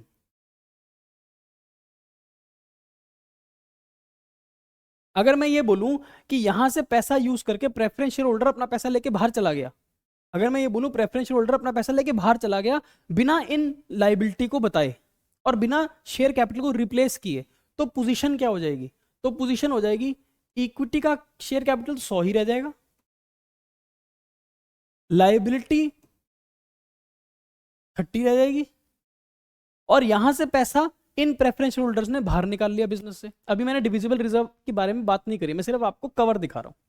अगर कैश या बैंक का पैसा यूज करके प्रेफरेंस शेयर होल्डर अपना पैसा बाहर लेके चला गया बिजनेस से और इनके पैसे अभी तक वापस नहीं हुए हैं, तो इनका सिक्योरिटी कवर रिड्यूस हो गया ना। अब सिक्योरिटी कवर कितना है? अब सिक्योरिटी कवर है 100 डिवाइडेड बाय 30, इसका मतलब सिक्योरिटी कवर 3.33 टाइम्स पर आ गया है, सिक्योरिटी कवर रिड्यूस हो गया है, सिक्योरिटी कवर रिड्यूस हो गया है। ये प्रॉब्लम है, ये प्रॉब्लम है इन लायबिलिटी के लिए, इस लायबिलिटी के लिए, क्योंकि ये कह रहा है यार मेरे पैसे तो तुमने वापस नहीं किए, मेरे पैसे तो तुमने वापस किए नहीं, और अपना पैसा तुम प्रेफरेंस का बाहर लेके चला गया, ठीक है ना। तो इनको दिक्कत है। इनकी दिक्कत कब दूर हो जाएगी?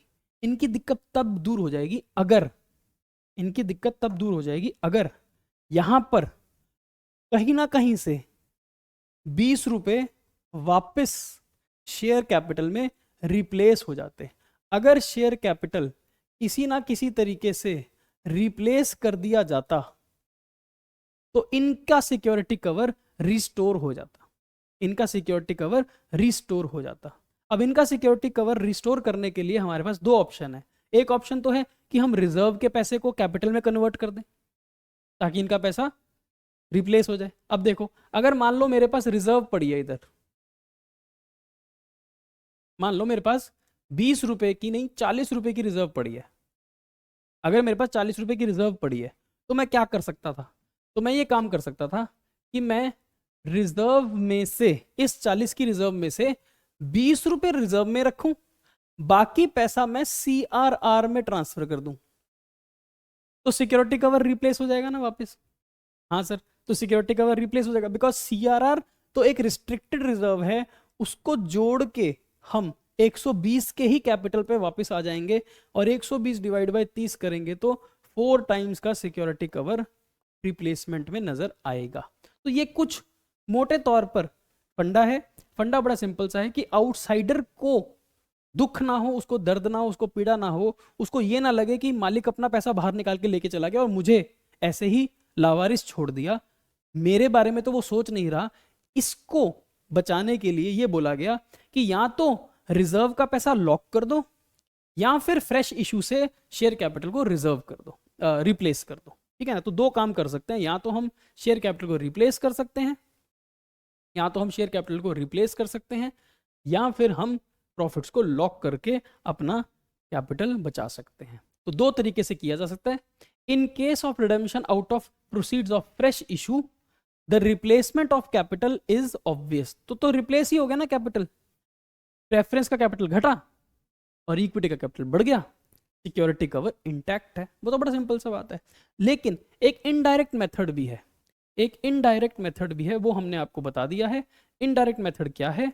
इनडायरेक्ट मेथड है सर, अगर आप अपने प्रॉफिट्स को बिजनेस से बाहर जाने से रोक लो, अगर आप अपने डिविजिबल प्रॉफिट्स को डिविडेंड में जाने से रोक लो, तो फिर आप उसको लॉक कर सकते हो CRR में। और जैसे आपने CRR में लॉक कर दिया, अब इस CRR से तो पैसा बाहर निकल नहीं सकता।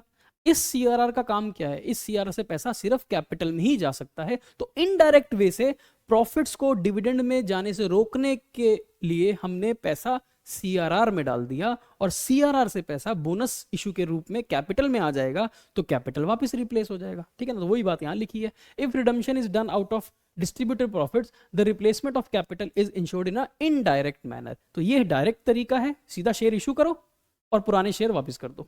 या फिर इनडायरेक्ट तरीके से क्या करो, अपने प्रॉफिट्स को ट्रांसफर करो CRR में। In this case, the amount which would have been otherwise gone to the shareholder in the form of dividend, this is retained in the business and it is used for settling the claim of outsider or preference shareholders. Therefore, there is no additional drain from the net assets of the company. As CRR can be used only for issue of fully paid bonus shares, the profits retained in the business ultimately gets converted into share capital. तो ultimately क्या होगा, share capital replace हो जाएगा indirect तरीके से। तो दो बातें आपको मोटे तौर पर समझ आ जानी चाहिए इस पूरे चैप्टर के अंदर।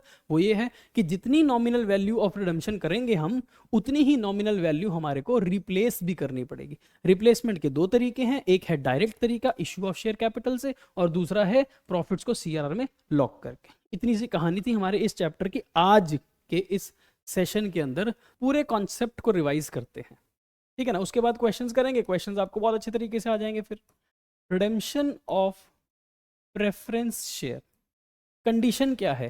कंडीशन नंबर 1, शेयर होना चाहिए फुली पेड।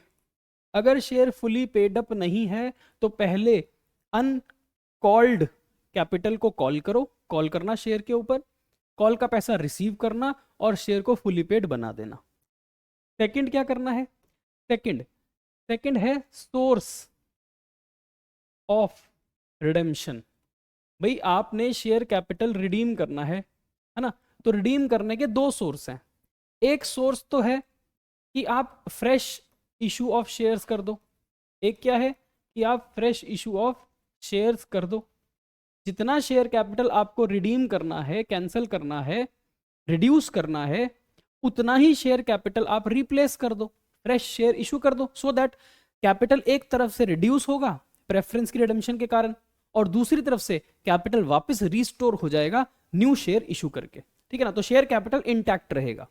अगर आप ऐसा नहीं करना चाहते तो फिर आपको अपने प्रॉफिट्स को लॉक करना पड़ेगा, ठीक है ना, अपने प्रॉफिट्स को लॉक करना पड़ेगा CRR के अंदर। और इस CRR का काम क्या होगा? इस CRR का काम होगा बोनस शेयर्स इशू करने का। तो अल्टीमेटली इनडायरेक्टली प्रॉफिट्स को लॉक करके CRR में और वापस हम अपने कैपिटल को बोनस इशू से बढ़ा सकते हैं। तो अल्टीमेटली जितना कैपिटल रिडीम होता है ना, उतना ही कैपिटल रिस्टोर या रिप्लेस होना चाहिए, चाहे फ्रेश इशू से रिस्टोर हो जाए, चाहे इनडायरेक्टली प्रॉफिट्स को बोनस शेयर्स के थ्रू ट्रांसफर करके आप शेयर कैपिटल को रिस्टोर कर सकते हो। तीसरा काम यह करना है कि अगर आप प्रीमियम ऑन रिडेम्पशन पे करोगे तो इस प्रीमियम को आपने राइट ऑफ करना है। कहां से? फ्री रिजर्व से। क्या हम सर सिक्योरिटी प्रीमियम से भी कर सकते हैं? कर तो सकते हो, पर अगर सेक्शन 133 वाली कंपनीज हैं तो आपको फ्री रिजर्व करनी पड़ेगी। पर अगर सेक्शन 133 वाली कंपनी नहीं है तो फिर आप सिक्योरिटी प्रीमियम की मदद भी ले सकते हो। तो फिर यहां से भी कर सकते हो, और फ्री रिजर्व से तो देखो सब कुछ कर ही सकते हो आप। फ्री रिजर्व से तो आप प्रीमियम यूज कर सकते हो। प्रीमियम रिडेम्पशन का पे करने के लिए आप सिक्योरिटी प्रीमियम का इस्तेमाल भी कर सकते हो, सेक्शन 52 में लिखा है, और फ्री रिजर्व का इस्तेमाल तो दोनों ही केस में आप कर सकते हो। तो इतना सा ही काम है रिडेम्पशन ऑफ प्रेफरेंस शेयर्स के अंदर, ठीक है ना। और यहां पर एक बात आपको ध्यान रखनी है कि जब हम सोर्स ऑफ रिडेम्पशन की बात करते हैं तो हम केवल और केवल नॉमिनल वैल्यू ऑफ शेयर की बात कर रहे हैं, ठीक है। प्रीमियम की बात तो अलग से होती है। ओके सर, हमारे को पूरा कॉन्सेप्ट याद हो गया है और अब हम तैयार हैं क्वेश्चंस करने के लिए। तो फटाफट से हमारे को क्वेश्चंस करवा दो। लो जी, क्वेश्चन है आपके सामने। एक्स लिमिटेड की एक बैलेंस शीट का एक्सट्रैक्ट दिया है 31 मार्च 2023 का। इस बैलेंस शीट के अंदर आपको शेयर कैपिटल दिया हुआ है 2,90,000 रुपए का, रिजर्व्स एंड सरप्लस दी हैं 48,000 की, ठीक है। फिर करंट लायबिलिटी, इसका कोई फर्क पड़ता नहीं है। और फिर हमारे पास एसेट साइड में कैश में पैसे पड़े हैं 31,000 रुपए, और नॉन करंट इन्वेस्टमेंट्स हैं 18,500 रुपए की, ठीक है। आपके मॉड्यूल का ही क्वेश्चन है। अच्छा, the share capital of the company consist of, ये जो शेयर कैपिटल है ना 2,90,000 का, उसकी डिटेल क्या है? उसकी डिटेल है 50 रुपीज का इक्विटी शेयर्स हैं 2,25,000, और 100 रुपए का प्रेफरेंस शेयर्स हैं 65,000, ठीक है। तो इसकी डिटेल क्या है? इसके अंदर इक्विटी शेयर भी है और प्रेफरेंस शेयर भी है। इक्विटी है 2,25,000 के और प्रेफरेंस शेयर्स हैं 65,000 के।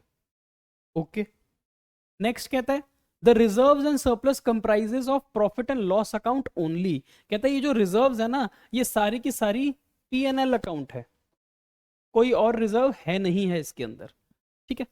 तो इक्विटी शेयर है, प्रेफरेंस शेयर्स हैं और P&L अकाउंट का बैलेंस है। फिर क्या कहता है? In order to facilitate the redemption of preference shares at a premium of 10%। कहता है आपको जो प्रेफरेंस शेयर्स को रिडीम करना है ना, उनको 10% के प्रीमियम पे रिडीम करना है, ठीक है। चेक करें यहां पर हमारे पास कितने शेयर्स हैं जो हमें रिडीम करने हैं। हमारे पास प्रेफरेंस शेयर्स है 65,000, लेकिन इनको 10% के प्रीमियम पे रिडीम करना है, प्रीमियम पे। इसका मतलब क्या हुआ? इसका मतलब सर इनको हमें 6,500 रुपीज यानी कि 10% एक्स्ट्रा पैसे देने पड़ेंगे एज प्रीमियम ऑन रिडेम्पशन, ठीक है। तो अपने को टोटल पैसे कितने देने पड़ेंगे? 65,000 तो हमारे को प्रेफरेंस शेयर्स के पैसे वापस करने हैं, और 10% अतिरिक्त और प्रीमियम भी देना है। तो टोटल इज 71,500, ठीक है। ओके, आगे चलते हैं। कहता है ये पैसे रिडीम करने के लिए आप ये 3 काम करोगे। क्वेश्चन कह रहा है कंपनी ने ये डिसाइड किया है कि रिडेम्पशन करने के लिए आपको ये 3 काम करने पड़ेंगे, और इन 3 कामों से रिलेटेड आपको सारी जर्नल एंट्रीज पास करने को सवाल बोल रहा है। तो अपना काम क्या है? अपना काम बड़ा सिंपल सा है, जो सवाल बोलता चला जाएगा उसकी जर्नल एंट्रीज हम पास करते रहेंगे। पहला काम क्या बोल रहा है? पहले कह रहे हैं sell all the investments for 15,000 रुपए। जितनी भी इन्वेस्टमेंट्स पड़ी हैं आपके पास उनको बेच दो। कितने में बेच दो? 15,000 में। अरे भाई 18,500 रुपए की इन्वेस्टमेंट्स अगर मैं 15,000 में बेच दूंगा तो मुझे तो लॉस हो जाएगा ना। हाँ सर मुझे लॉस हो जाएगा। एंट्री पास कर सकते हैं? यस, पहली एंट्री पास करेंगे। हमारे बैंक में पैसा आ जाएगा कितना? 15,000। इन्वेस्टमेंट्स हम बेच देंगे कितने वाली? 18,500 वाली। तो 3,500 रुपीज का हमें क्या हो जाएगा? लॉस। लॉस को कहां बुक कर देते हैं? प्रॉफिट एंड लॉस अकाउंट के अंदर। सीधा ही हमने 3,500 रुपए का loss on investment, loss on investment PNL account के अंदर बुक कर दिया। ठीक है, ओके, यस सर। फिर सवाल कहता है, फिर सवाल कहता है to finance the part of the redemption from the company funds subject to leaving a bank balance of 12,000 रुपए। कहता है रिडेम्पशन कर दो। रिडेम्पशन करने के लिए आप हमारी कंपनी का जो पैसा है, बैंक बैलेंस है, वो यूज कर सकते हो, लेकिन कोशिश ये करना कि रिडेम्पशन करने के बाद भी हमारे बैंक के अंदर कितना पैसा बचा हो? 12,000 रुपए। और अगर आपको कमी पड़ जाएगी ना, अगर आपको ये बी पॉइंट को कंप्लाई करते करते कोई कमी रह जाएगी तो सी पॉइंट पे चले जाना। तो सी पॉइंट क्या कहता है कि issue minimum number of equity shares of ₹50 each to raise the balance funds required. Simple सी बात बोल रहा है यार। कह रहा है तुझे रिडेम्पशन करने के लिए पैसा चाहिए। हाँ पैसा चाहिए। पैसा कुछ तो हमारे बैंक में पड़ा है, वो यूज कर लो, लेकिन उसमें से 12,000 यूज नहीं कर सकते। 12,000 आपको बैंक में बैलेंस छोड़ना पड़ेगा। तो इसका मतलब कुछ ना कुछ कमी रह जाएगी, कुछ पैसों में कमी रह जाएगी। वो पैसा कहां से रेज करोगे? वो कहता है वो पैसा इक्विटी शेयर इशू करके रेज कर लेना। ठीक है, ये हिसाब है। अच्छा अभी चेक करते हैं हमारे पास क्या पैसा पड़ा था। हमारे पास बैंक में 31,000 रुपए पड़े हैं। हाँ सर, हमारे पास बैंक में 31,000 रुपए पड़े हैं, प्लस क्या हमारे पास और पैसा आया? यस सर, हमारे पास 15,000 रुपए और आ गए इन्वेस्टमेंट्स को बेच के। तो इसका मतलब हमारे पास पैसा कितना हो गया? 46,000। पर क्या मैं 46 का 46 यूज कर सकता हूं? नहीं नहीं नहीं, नहीं यूज कर सकता। क्यों? क्योंकि मुझे 12,000 रुपए तो बैंक में चाहिए ही चाहिए, even after doing the redemption. तो मुझे 12,000 तो यूज नहीं करने।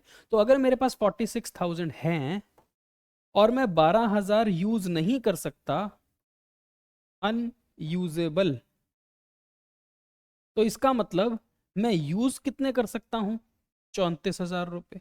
This is usable for redemption. तो मैं कितना पैसा यूज कर सकता हूं? 34,000। लेकिन सर मुझे 34,000 थोड़ी चाहिए, मुझे तो ज्यादा बैलेंस चाहिए। हाँ, मुझे पैसा कितना चाहिए वापस करने के लिए? भाई 65,000 मुझे रिडेम्पशन के लिए चाहिए, 6,500 प्रीमियम भी तो देना है, तो मुझे पैसा कितना चाहिए? 71,500। तो अगर मुझे 71,500 रुपीज चाहिए, रिक्वायर्ड हैं, और मेरे पास 34,000 यूजेबल हैं, तो इसका मतलब शॉर्टेज कितनी है? कितने पैसे की कमी है बताओ? 37,500, 71,500 माइनस 34,000, यस 37,500 की शॉर्टेज है। जितने की शॉर्टेज है उसको ही तो बोल रहा है पूरा कर लो शेयर इशू करके। पॉइंट नंबर सी में क्या कह रहा है? Issue minimum number of equity shares of 50 each to raise the balance fund required. तो मेरे पास बैलेंस की शॉर्टेज कितनी है? 37,500 की। कहां से आएगा? इक्विटी शेयर इशू करके आएगा। तो इक्विटी शेयर इशू कर देते हैं। इक्विटी शेयर इशू करना है 50 रुपए का एक शेयर। तो इसका मतलब मेरे बैंक में पैसे आएंगे 37,500 to equity share capital, shares issue करके। कितने शेयर इशू करोगे? 37,500 डिवाइड बाय 50, 750 शेयर्स, तो मैं लिखूंगा 750 शेयर्स इशूड एट ₹50 ईच, ठीक है ना। थर्ड, अब देखो, अब हमारे पास पैसे पूरे हो गए, ठीक है ना, पैसे पूरे हो गए, लेकिन लेकिन हमें दो बातें और चेक करनी होती हैं। वो ये चेक करनी होती हैं कि मुझे nominal value of share capital कितना रिडीम करना था। सर मुझे 65,000 रिडीम करना था। इसको रिडीम करने के लिए मेरे पास दो ऑप्शंस हैं, दो चॉइसेस हैं, दो सोर्सेज हैं। या तो नए शेयर इशू करके पैसा ले लो, या फिर प्रॉफिट्स को लॉक कर दो। मैंने क्या कुछ न्यू शेयर्स इशू किए हैं? हाँ, अभी तो किए हैं। 37,500 के नए शेयर इशू किए हैं आपने। ये देखो, आपने नए शेयर इशू किए हैं, आपने कैपिटल रेज कर लिया। तो फिर बाकी पैसा कहां से आएगा? प्रॉफिट्स को लॉक करके। कितना लॉक करना पड़ेगा? 65,000 मुझे रिडीम करना है, नॉमिनल वैल्यू ये 65 मुझे रिडीम करना है। इसके बदले 37,500 की नॉमिनल मैंने रेज कर ली, तो 27,500 रुपए मुझे प्रॉफिट्स को लॉक करना पड़ेगा। तो मुझे एक एंट्री और करनी पड़ेगी प्रॉफिट्स को लॉक करने की।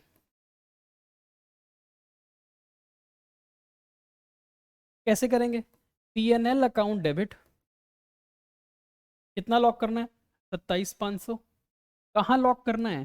सर CRR में। यस, CRR में लॉक होता है प्रॉफिट। अब मेरी कंप्लाइंस पूरी हो गई। कुछ पैसे मैंने इक्विटी से रेज कर लिए, कुछ मैंने प्रॉफिट्स को लॉक कर लिया। टोटल 65,000 मेरे पास सोर्स अवेलेबल है। अब मैं ड्यू करूंगा रिडेम्पशन के लिए। फोर्थ एंट्री, रिडेम्पशन को ड्यू करो। कौन से प्रेफरेंस शेयर्स हैं ये पता या नहीं? परसेंटेज नहीं है तो कोई बात नहीं। Preference share capital debit 65,000। इनको प्रीमियम भी देना है, premium on redemption debit 6500। To, पैसा किसको देंगे? Preference share holder account 71,500 pay कर दो। Preference share holder account debit to bank, pay कर दिया। एक काम रह गया। हाँ सर, एक काम तो रह गया। कौन सा? ये जो प्रीमियम है, इस प्रीमियम को राइट ऑफ भी तो करना है।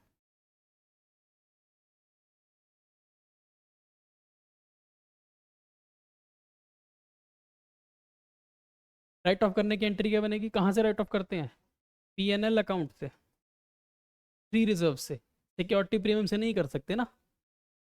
हाँ sir, section 133। To, premium on redemption. इतना सिंपल सा सवाल था सर ये तो। बिल्कुल, मैंने कहाँ कहा आपको कि ये टफ है? बहुत सिंपल सा सवाल था, ठीक है ना। लो जी, पॉइंट नंबर 1, इन्वेस्टमेंट बेच दी थी। पॉइंट नंबर 2, पैसा रेज कर लिया फ्री के साथ, फिर रिडेम्पशन भी कर दी, और कहानी हो गई खत्म। एक बार चेक करें पीएनएल में इतना बैलेंस था। पीएनएल को चेक करो, पीएनएल में कितना था मेरे पास? पीएनएल को चेक करो। 48,000 मेरे पीएनएल अकाउंट में था स्टार्टिंग में। ये लॉस हुआ था मेरे को 3,500 का, तो इसका मतलब मेरे पास बैलेंस कितना रह गया? 48,000 माइनस 3,500, 44,500। फिर मैंने प्रॉफिट्स लॉक किए 27,500 के, मेरे पास कितना रह गया? 17,000 का, ठीक है ना। और उसके बाद लास्ट में मैंने प्रीमियम को राइट ऑफ किया 6,500। तो यस, मेरे पास अभी भी बैलेंस बचेगा, अभी भी मेरे पास बैलेंस बचेगा 10,500 का। तो इसका मतलब मेरा आंसर बिल्कुल सही है।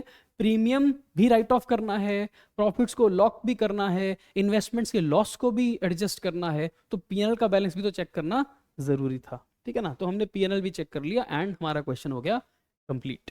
चलो जी सर अगला क्वेश्चन करवाओ। लो जी अगले क्वेश्चन पे चलते हैं। क्वेश्चन नंबर है 6। The following are the extracts of the balance sheet of ABC limited as on 31st ऑफ दिसंबर 2022। ओके, बैलेंस शीट में दो बातें दी हुई हैं, एक शेयर कैपिटल दिया हुआ है, एक रिजर्व्स के अंदर क्या क्या पड़ा है वो सब कुछ दिया है। Share capital comprises of 40,000 equity shares 4 lakh के, 1,000 प्रेफरेंस शेयर्स 1 लाख के। ठीक है। रिजर्व्स में हमारे पास 4 तरह की रिजर्व्स पड़ी हैं, capital reserve, securities premium, general reserve, PNL. इन दोनों में से केवल और केवल यही है फ्री रिजर्व। ठीक है ना, कैपिटल रिजर्व फ्री रिजर्व नहीं होती है क्योंकि वो बनती है कैपिटल प्रॉफिट से।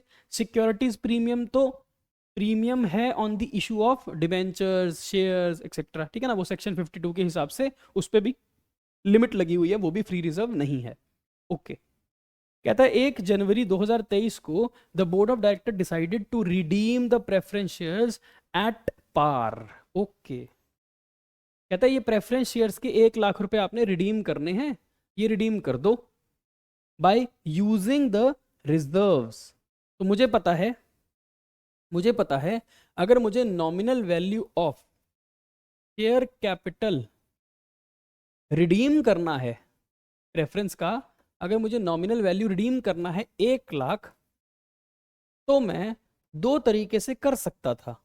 या तो मैं फ्रेश इशू करके कर देता, ये मैं बार बार लिखवा रहा हूं सो दैट आपको रट जाए। या तो मैं फ्रेश इशू ऑफ शेयर से कर देता, या फिर मैं अपने प्रॉफिट्स को लॉक करके कर लेता। यहां पर ये चॉइस क्वेश्चन ने मुझे नहीं दी है। पिछले क्वेश्चन में तो थी ना, 27,500 के हमने 37,500 के हमने शेयर इशू किए थे और बैलेंस हमने प्रॉफिट्स को लॉक किया था। इस क्वेश्चन में हमारे को वो फ्रेश इशू करने को नहीं बोल रहा है। इसका मतलब मुझे सारा का सारा 1 लाख रुपए प्रॉफिट्स का लॉक करना है CRR के अंदर। प्रॉफिट्स को लॉक करने के लिए मैं केवल और केवल फ्री रिजर्व्स ही यूज कर सकता हूं। मैं केवल और केवल फ्री रिजर्व्स ही यूज कर सकता हूं। और मेरे एग्जाम्पल के अंदर, मेरे क्वेश्चन के अंदर capital reserve is not a free reserve, मैं यूज नहीं कर सकता। सेक्शन 62 मुझे इजाजत ही नहीं देता कि मैं अपने प्रेफरेंस शेयर्स को रिडीम करने के लिए प्रीमियम का पैसा यूज कर लूं।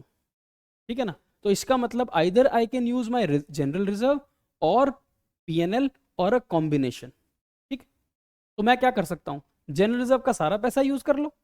मुझे तो 1 लाख रुपए चाहिए ना, 1 लाख रुपए चाहिए, तो जनरल रिजर्व का सारा पैसा यूज कर लो और इसमें से 25,000 यूज कर लो, खत्म होगी बात। तो पहली एंट्री, प्रॉफिट्स को लॉक करेंगे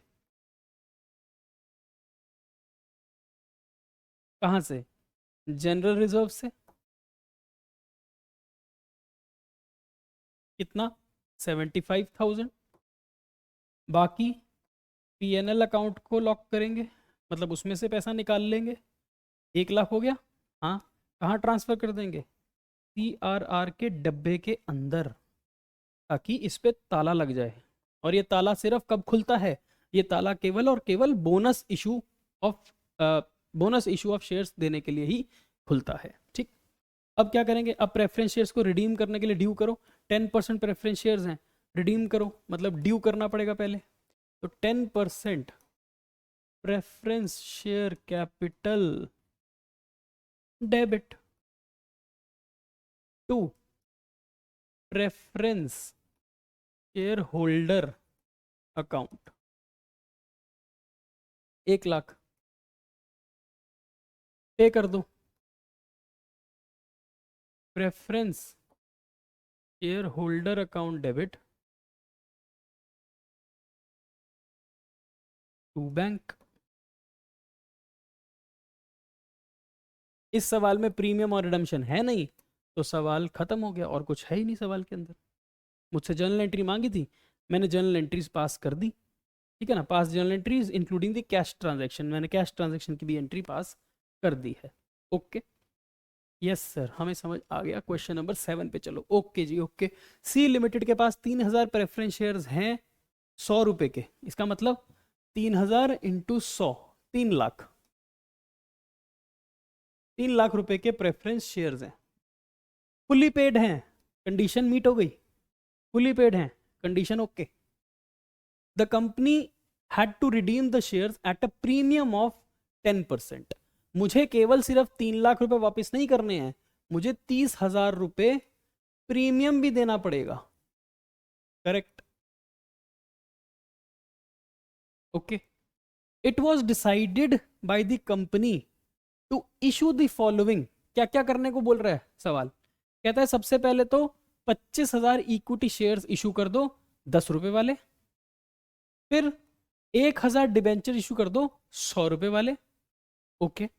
Both the issue was fully subscribed and all the amount was received in full. The payments was duly made. The company had sufficient profits. कहता है कंपनी, कहती है कंपनी के पास बहुत प्रॉफिट पड़ा है, फ्री रिजर्व पड़ी। सफिशिएंट प्रॉफिट का मतलब क्या कि कंपनी के पास बहुत सारा फ्री रिजर्व पड़ा है, जितना आपको यूज करना होगा आप यूज कर लेना, जितना भी आपको यूज करना होगा रिडेम्पशन के लिए आप यूज कर लेना, आपको जर्नल एंट्रीज पास करनी है, ठीक है। सवाल देखो बड़ा सिंपल सा है, मुझे nominal value of preference share capital कितना रिडीम करना है, पहले तो मैं ये लिखता हूं, मुझे रिडीम करना है 3,000 शेयर्स 100 रुपए के, इसका मतलब मुझे 3 लाख रुपए का नॉमिनल कैपिटल रिडीम करना है। अब मैं रिडीम करने के लिए सोर्स ढूंढूंगा, मैं ऐसे ही थोड़ी शेयर कैपिटल रिडीम कर दूंगा, मुझे उसको सब्सटीट्यूट भी करना पड़ेगा, रिप्लेस भी करना पड़ेगा शेयर कैपिटल को। शेयर कैपिटल एक हाथ से कम करोगे तो दूसरे हाथ से बढ़ाना भी पड़ेगा। तो या तो मैं फ्रेश इशू कर दूं शेयर्स के, ठीक है ना, या तो मैं फ्रेश इशू कर दूंगा, या फिर मैं अपने प्रॉफिट्स को लॉक कर दूंगा। हाँ सर, फ्रेश इशू कितने किए हैं सवाल ने, पॉइंट नंबर 1, 25,000 शेयर्स 10 रुपए के, इसका मतलब 2.5 लाख रुपए का मैं इक्विटी शेयर इशू कर रहा हूं। 2.5 लाख रुपए के तो मैं इक्विटी शेयर इशू कर दूंगा। मुझे चाहिए कितने थे टोटल, 3 लाख का कैपिटल रिडीम कर रहे हो तो मुझे ये 3 लाख बनाने पड़ेंगे। इस 3 लाख के अगेंस्ट में 2.5 लाख के तो शेयर्स ही इशू कर दूंगा, इसका मतलब बैलेंस 50,000 रुपए मुझे प्रॉफिट्स को यूज करके CRR में डालने पड़ेंगे। ये मेरा पहला ऑब्जेक्टिव होता है सवाल के अंदर ढूंढने का, सबसे पहला काम आपको यही करना है, बाकी सारी बातें बाद की हैं। अच्छा, क्या मैंने फ्रेश इशू किया, हाँ सर आपने फ्रेश इशू किया, और फ्रेश इशू के पैसे भी फुल आ गए, है ना, सारा का सारा फुली सब्सक्राइब हुआ और सारे पैसे आ गए। तो पैसे ले लेते हैं पहले तो। फ्रेश इशू की entry, bank account debit 2.5 lakh, 2 equity share capital, ये तो फ्रेश इशू हो गया। एक काम मैंने कर दिया पहला, क्या मुझे प्रॉफिट्स भी तो लॉक करने हैं, नहीं है, बिल्कुल करने हैं सर, आपको प्रॉफिट्स लॉक करने हैं। और प्रॉफिट्स कहाँ से लॉक करें, क्वेश्चन ने बोला था आपके पास सफिशिएंट प्रॉफिट है, मुझे नहीं पता वो जनरल रिजर्व में है, मुझे नहीं पता वो PNL में है, तो मैं एज्यूम कर लेता हूं कि मेरे पास फ्री रिजर्व्स पड़ी हैं, तो फ्री रिजर्व्स डेबिट। आप इसकी जगह पर PNL भी यूज कर सकते हो, जनरल रिजर्व भी यूज कर सकते हो, ठीक है ना। आप स्पेसिफाई कर दो कि आई हैव एज्यूम्ड कि सफिशिएंट प्रॉफिट का मतलब है PNL में बैलेंस पड़ा है, या फिर आप ये भी बोल सकते हो आई हैव एज्यूम्ड कि जो आपने सफिशिएंट प्रॉफिट वर्ड लिखा है कि वो जनरल रिजर्व को सिग्निफाई करता है। तो मैंने ऐसी फ्री रिजर्व लिख दी, मेरी मर्जी, गलत थोड़ी है। 2 कहाँ पैसा ट्रांसफर करेंगे, CRR में, सर ये हो गया लॉक, ओके। सवाल ने एक और चीज बोली, सवाल ने मुझे बोला कि 1,014% वाले डिबेंचर भी इशू कर देना, तो कर देते हैं। तीसरी एंट्री, बैंक अकाउंट डेबिट 1,00,100 का है ना डिबेंचर, 1,000 डिबेंचर 100 वाले, बिल्कुल ठीक है, 1,00,000। 2 14% डिबेंचर अकाउंट, आप ऐसा भी कर सकते हो, पहले डिबेंचर एप्लीकेशन एंड अलॉटमेंट, फिर डिबेंचर एप्लीकेशन अलॉटमेंट से डिबेंचर, आपकी मर्जी। यहाँ भी ऐसे ही कर सकते थे, bank to equity share capital की जगह पर bank to equity share application and allotment, फिर इक्विटी शेयर एप्लीकेशन अलॉटमेंट से टू इक्विटी शेयर कैपिटल, मर्जी आपकी है, मैंने डायरेक्ट एंट्रीज करी हुई है, ठीक है। अब देखो हमें पैसा कितना चाहिए था, हमारे को 30,000 रुपये प्रीमियम भी चाहिए, इसका मतलब हमारे को टोटल पैसा कितना चाहिए, 3 लाख रुपए तो नॉमिनल वैल्यू चाहिए, 3 लाख तो नॉमिनल वैल्यू चाहिए, 30,000 रुपये प्रीमियम, तो मुझे 3,30,000 रुपये चाहिए थे। 2.5 लाख मुझे यहाँ से मिल गए, 1 लाख मुझे यहाँ से मिल गए, 3.5 लाख रुपए मेरे पास हैं। 3.5 लाख में से मैं 3.30 तो दे ही सकता हूँ बिल्कुल। तो चौथे पॉइंट में मैं ड्यू कर दूंगा प्रेफरेंस शेयर्स की रिडेम्पशन। प्रेफरेंस शेयर्स कौन से वाले हैं? ये 12% वाले हैं। मैं लिखूंगा 12% preference share capital debit 3 lakh, premium on redemption debit 30,000। देना किसको? प्रेफरेंस शेयर होल्डर को। क्या दे सकते हैं? बिल्कुल, पे करने की एंट्री। प्रेफरेंस शेयर होल्डर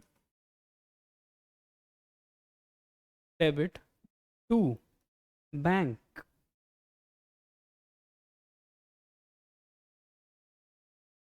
ठीक है ना, दे दिया। अब एक पॉइंट आपको हमेशा याद रखना है कि जब भी प्रीमियम होगा, इस प्रीमियम को राइट ऑफ भी तो करना है। इस प्रीमियम को राइट ऑफ भी जरूर करना है, ठीक है ना। और राइट ऑफ कहां से करना है? फ्री रिजर्व से।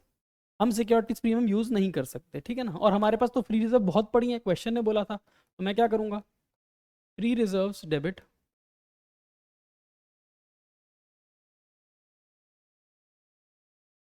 कितना? 30,000 टू प्रीमियम ऑन रिडेम्पशन। ये सिर्फ प्रीमियम और रिडेम्पशन नहीं होता, ये premium on redemption of preference share capital होता है। पूरा नाम लिखना, ठीक है ना। प्रीमियम और redemption of preference share capital. खत्म। Yes sir. और कुछ था ही नहीं इसके अंदर, ठीक है ना। इक्विटी शेयर इशू कर दिए, डिबेंचर इशू कर दिए, प्रीमियम प्रेफरेंस शेयर्स को रिडीम कर दिया, और प्रीमियम राइट ऑफ भी कर दिया। क्या बात है। अगले सवाल पे चलते हैं, और ये है आपका आखिरी सवाल। इसके बाद आपका एक आधा क्वेश्चन जो रह जाएगा, वो क्वेश्चन आप खुद ट्राई कर सकते हो अपनी प्रैक्टिस के लिए। मैंने जो इस चैप्टर के अंदर आपको सिखाना था, वो मैंने आपको बहुत ही भले चंगे तरीके से समझा दिया है। चलिए, question number 8। The capital consist of 20,000 equity shares हैं, यानी कि 2 लाख के। 1,000 प्रेफरेंस शेयर्स हैं 100 रुपए वाले, यानी कि 1 लाख के। ठीक है। Undistributed reserve and surplus, general reserve में पैसे पड़े हैं, पीएनएल अकाउंट में पैसे पड़े हैं, इन्वेस्टमेंट अलाउंस रिजर्व में पैसे पड़े हैं 10,000। लेकिन उसमें बोलता है आउट ऑफ विच 5,000 रुपए is not free for distribution as dividend. इसका मतलब ये जो 5,000 रुपए हैं आउट ऑफ 10,000, ये फ्री नहीं है, ये फ्री प्रॉफिट नहीं है। तो फ्री प्रॉफिट कितना है? फ्री प्रॉफिट का मतलब क्या होता है, एक बार फिर से समझो। फ्री प्रॉफिट का मतलब ये ना तो मुफ्त का प्रॉफिट, ना ना ना। फ्री रिजर्व या फ्री प्रॉफिट का मतलब है वो प्रॉफिट जिसमें से आप अपने शेयर होल्डर को डिविडेंड बांट सकते हो। It is free for distribution of dividend. Free profits, free reserve means free for distribution of dividend. ठीक है, ओके। और सिक्योरिटीज प्रीमियम में भी 2,000 रुपए पड़े हैं। बैंक बैलेंस हमारा 98,000 है। यहां तक आपको बात समझ आती है, ठीक है। तो शेयर कैपिटल में पैसे पड़े हैं, इक्विटी और प्रेफरेंस के। फिर हमारे पास ये 4 तरह की रिजर्व्स पड़ी हैं, बैंक में 98,000 पड़े हैं। सवाल क्या कह रहा है? सवाल कह रहा है कि प्रेफरेंस शेयर्स को आपने रिडीम करना है एट अ प्रीमियम ऑफ 10%। कितने के प्रेफरेंस शेयर्स हैं आपके? 1 लाख के। 1,000 प्रेफरेंस शेयर 100 वाले, तो 1 लाख रुपए के प्रेफरेंस शेयर्स हैं। तो nominal value of preference shares to be redeemed कितना है? Nominal value to be redeemed है 1 लाख। क्या इनको प्रीमियम देना है? हाँ सर, इनको 10% प्रीमियम देना है। तो प्रीमियम ऑन रिडेम्पशन कितना है? 10%। इसका 10,000 रुपए। ठीक, तो हमारे को टोटल पैसे कितने चाहिए होंगे? 10,000। हमें टोटल पैसे कितने चाहिए होंगे? हमारे को ये भी चाहिए, वापस करने के लिए तो चाहिए ना 1,00,000 रुपए, और ये 10,000 रुपए इसको अतिरिक्त देने हैं। तो इसका मतलब हमारे को 1,10,000 रुपए का फंड चाहिए, बैंक में पैसा चाहिए 1,10,000 रुपए। क्या हमारे पास 1,10,000 रुपए हैं? नहीं, हमारे पास तो 98 है, शॉर्टेज है ना पैसे की। सवाल बताएगा क्या करना है। देखो सवाल क्या कह रहा है, for the purpose of redemption the directors are empowered to make fresh issue of equity shares at par after using the undistributed reserves and surplus subject to the condition that a sum of 20,000 shall be retained in general reserve and shall not be utilized। कहता है कि जितना nominal तुझे redeem करना होता है वो या तो तू फ्रेश इशू करता है शेयर्स का, है ना, ये तो वही बात है, हमें पता है, या तो तू फ्रेश इशू ऑफ शेयर्स करेगा या फिर तू प्रॉफिट्स को लॉक करेगा। ये तो अब आपको रट चुका है, या तो इनकी तू कॉम्बिनेशन करेगा, ठीक है ना। क्वेश्चन कहता है फ्रेश इशू उतना करना जितनी जरूरत पड़ेगी after using your free reserves. तो पहले मुझे फ्री रिजर्व्स को यूज करना है। अब देखो मेरे पास फ्री रिजर्व्स क्या क्या हैं, मेरे पास फ्री रिजर्व्स क्या क्या हैं। जनरल रिजर्व फ्री है, यूज कर सकता हूं, जनरल रिजर्व फ्री है, यूज कर सकता हूं। पीएनएल अकाउंट फ्री है, यूज कर सकता हूं। इन्वेस्टमेंट अलाउंस रिजर्व में से 10 में से केवल 5 ही यूज कर सकता हूं, तो इसमें से मैं केवल 5 यूज कर सकता हूं। और सिक्योरिटीज प्रीमियम तो फ्री होती नहीं है, तो इसको मैं यूज नहीं कर सकता। तो I can use general reserve, I can use PNL, I can use 5,000 from investment allowance reserve जितनी फ्री है, बाकी वो फ्री नहीं है, ठीक है ना। तो मैं क्या क्या यूज कर सकता हूँ, जनरल रिजर्व, पीएनएल और इन्वेस्टमेंट। लेकिन सवाल ने कंडीशन लगा दी थी कि जनरल रिजर्व में से 20,000 यूज मत करना। ओके, तो इसका मतलब जनरल रिजर्व में से मैं यूज कितनी कर सकता हूँ, 60,000।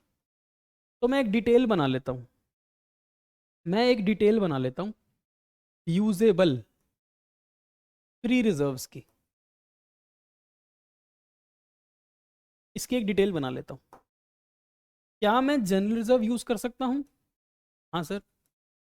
80 में से 20 यूज नहीं कर सकते, तो 60 ही यूज कर सकते हो आप, ये यूज कर लेना। क्या मैं पीएनएल यूज कर सकता हूं? यस। पीएनएल में कितना बैलेंस पड़ा है, 20, तो मैं यूज कर सकता हूं। क्या मैं इन्वेस्टमेंट अलाउंस रिजर्व का 5,000 रुपये यूज कर सकता हूं? यस। तो ये मेरी यूजेबल फ्री रिजर्व है, ठीक है ना, यूजेबल फ्री रिजर्व है।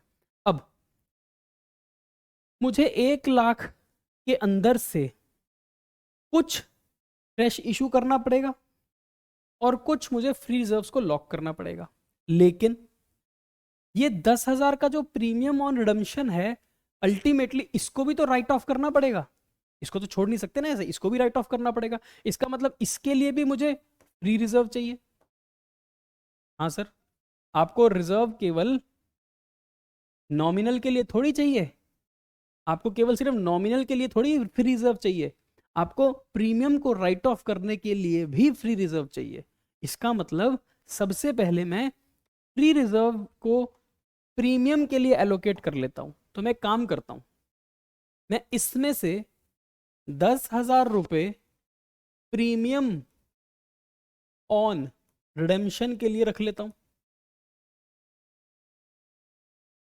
तो इसके अंदर से मैंने 10,000 तो प्रीमियम के लिए रख लिया, तो फिर इसके अंदर बचा कितना, इसके अंदर बचा 10,000। जनरल रिजर्व के अंदर पूरा बचा हुआ है 60,000 और इन्वेस्टमेंट अलाउंस रिजर्व पूरी बची है 5,000। इस सारे को लॉक कर देता हूं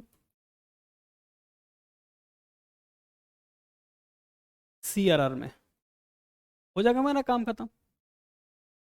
तो मैं कितना प्रॉफिट यूज कर सकता हूं सीआरआर के अंदर ट्रांसफर करने के लिए, 75,000, 75,000 वो आपके सामने मैंने डिटेल बना दी। मेरे पास जनरल रिजर्व 80 थी, मैं 20 यूज नहीं कर सकता एज पर क्वेश्चन, तो मैं जनरल रिजर्व में 60 यूज कर सकता हूँ। 60 का 60 मैंने लॉक कर दिया। मेरे पास पीएनएल में 20 है, लेकिन प्रीमियम भी तो देना है, प्रीमियम भी तो देना है ना, ये वाला प्रीमियम। तो ये प्रीमियम देने के लिए मैंने 10,000 साइड कर लिए कि बाद में राइट ऑफ की एंट्री पानी है। तो इसमें से मेरे पास 10 ही अवेलेबल है फॉर सीआरआर। और फिर ये आईएआर में 10 थे, 5 यूजेबल हैं, 5 के 5 मैं लॉक कर दूंगा। तो मैं सबसे पहले लॉक की एंट्री पास करूंगा, प्रॉफिट्स को लॉक करने की। ठीक है, करो जी लॉक। General reserve debit, PNL account debit, investment allowance reserve debit to CRR account 75,000। अब देखो सीआरआर प्रॉफिट्स को मैंने लॉक कर दिया 75, तो इसका मतलब 1 लाख में से अगर 75 मैंने प्रॉफिट्स को लॉक करके किया तो मुझे 25,000 रुपए के शेयर इशू करने पड़ेंगे। यस सर, 25,000 के शेयर इशू करने पड़ेंगे एट पार। तो कर देते हैं, 25,000 के शेयर इशू करने पड़ेंगे एट पार। तो शेयर इशू कर दो। शेयर इशू की entry, bank account debit 25,000 to equity share capital 25,000। ठीक है, अब रिडेम्पशन ड्यू कर दो। अब मैंने हिसाब पूरा बना लिया ना, अब मैंने हिसाब पूरा बना लिया, तो अब मैं रिडेम्पशन ड्यू करूंगा। रिडेम्पशन ड्यू करने के लिए मेरे पास 8% वाले 1 लाख के शेयर हैं, तो मैं रिडेम्पशन ड्यू कर देता हूँ। 8% preference share capital debit. Premium देना है, हाँ सर, प्रीमियम 10,000 रुपये देना था। तो premium on redemption of preference shares debit to, किसको देंगे? प्रेफरेंस शेयर होल्डर को। पैसे पे कर दो।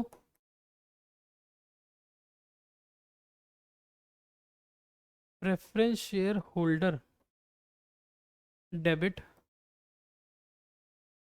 To bank. सर आपने ये तो चेक किया नहीं कि आपके पास 1,10,000 रुपये हैं। सवाल में तो केवल 98 ही थे। अरे 98 तो मेरे पास सवाल में थे। 1 लाख के अंदर से 25,000 के शेयर भी तो इशू करे। 25,000 मेरे पास शेयर इशू करके आ गए, तो मेरे पास है ना टोटल 1,23,000। इस 1,23,000 में से 1,10,000 तो दे ही सकता हूँ। ओके सर, दे दिए। अब जब भी ये प्रीमियम होता है, इस प्रीमियम को भी राइट ऑफ करते हैं। कहाँ से राइट ऑफ करेंगे? राइट ऑफ करने के लिए मैंने पैसा कहाँ पे रखा था? मैंने पैसा रखा था प्रीमियम राइट ऑफ करने के लिए पीएनएल अकाउंट में। तो मैं पीएनएल अकाउंट में से पैसा ले लूंगा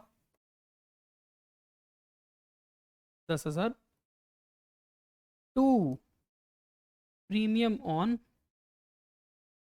रिडेम्पशन ऑफ शेयर।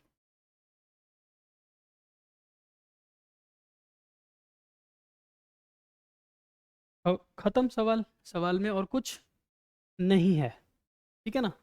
सवाल इतना ही था, और आपसे केवल सवाल जर्नल एंट्रीज मांग रहा था। एक ध्यान रखना, जब भी क्वेश्चन आपसे जर्नल एंट्री मांगता है तो जर्नल एंट्री का आपने प्रॉपर फॉर्मेट बनाना है, ऐसे नहीं लिख के आना। जर्नल एंट्री का प्रॉपर फॉर्मेट बनाना, जर्नल एंट्री का प्रॉपर फॉर्मेट बनाना, date, particulars, ledger folio, debit, credit, journal का। और याद रखना नरेशंस भी लिखनी है। नरेशंस तो यही है, देखा ना, शेयर इशू करने की एंट्री, ड्यू करने की एंट्री, पे करने की एंट्री, राइट ऑफ करने की एंट्री, ठीक है ना, प्रॉफिट्स को लॉक करने की एंट्री। तो नरेशन तो साथ में ही आप लिखोगे, ठीक है। सो विद दिस हमारा जो ये चैप्टर था, ये चैप्टर बच्चों बहुत अच्छे तरीके से मैंने आपको करवा दिया है, और उम्मीद करता हूँ आपको ये चैप्टर बहुत ही क्लैरिटी के साथ समझ आया होगा। अगर किसी भी बच्चे को अभी भी कोई डाउट रह गया तो एक आधा क्वेश्चन, अनसॉल्व क्वेश्चन आपके मॉड्यूल के अंदर होगा, आपकी जिम्मेदारी बनती है आपको वो क्वेश्चन को सॉल्व करना है और इस चैप्टर को आज के आज ही बिल्कुल निपटा डालना है। ठीक है बच्चों, अगली क्लास में फिर से आपसे मुलाकात होगी एक नए टॉपिक के साथ, तब तक के लिए बाय।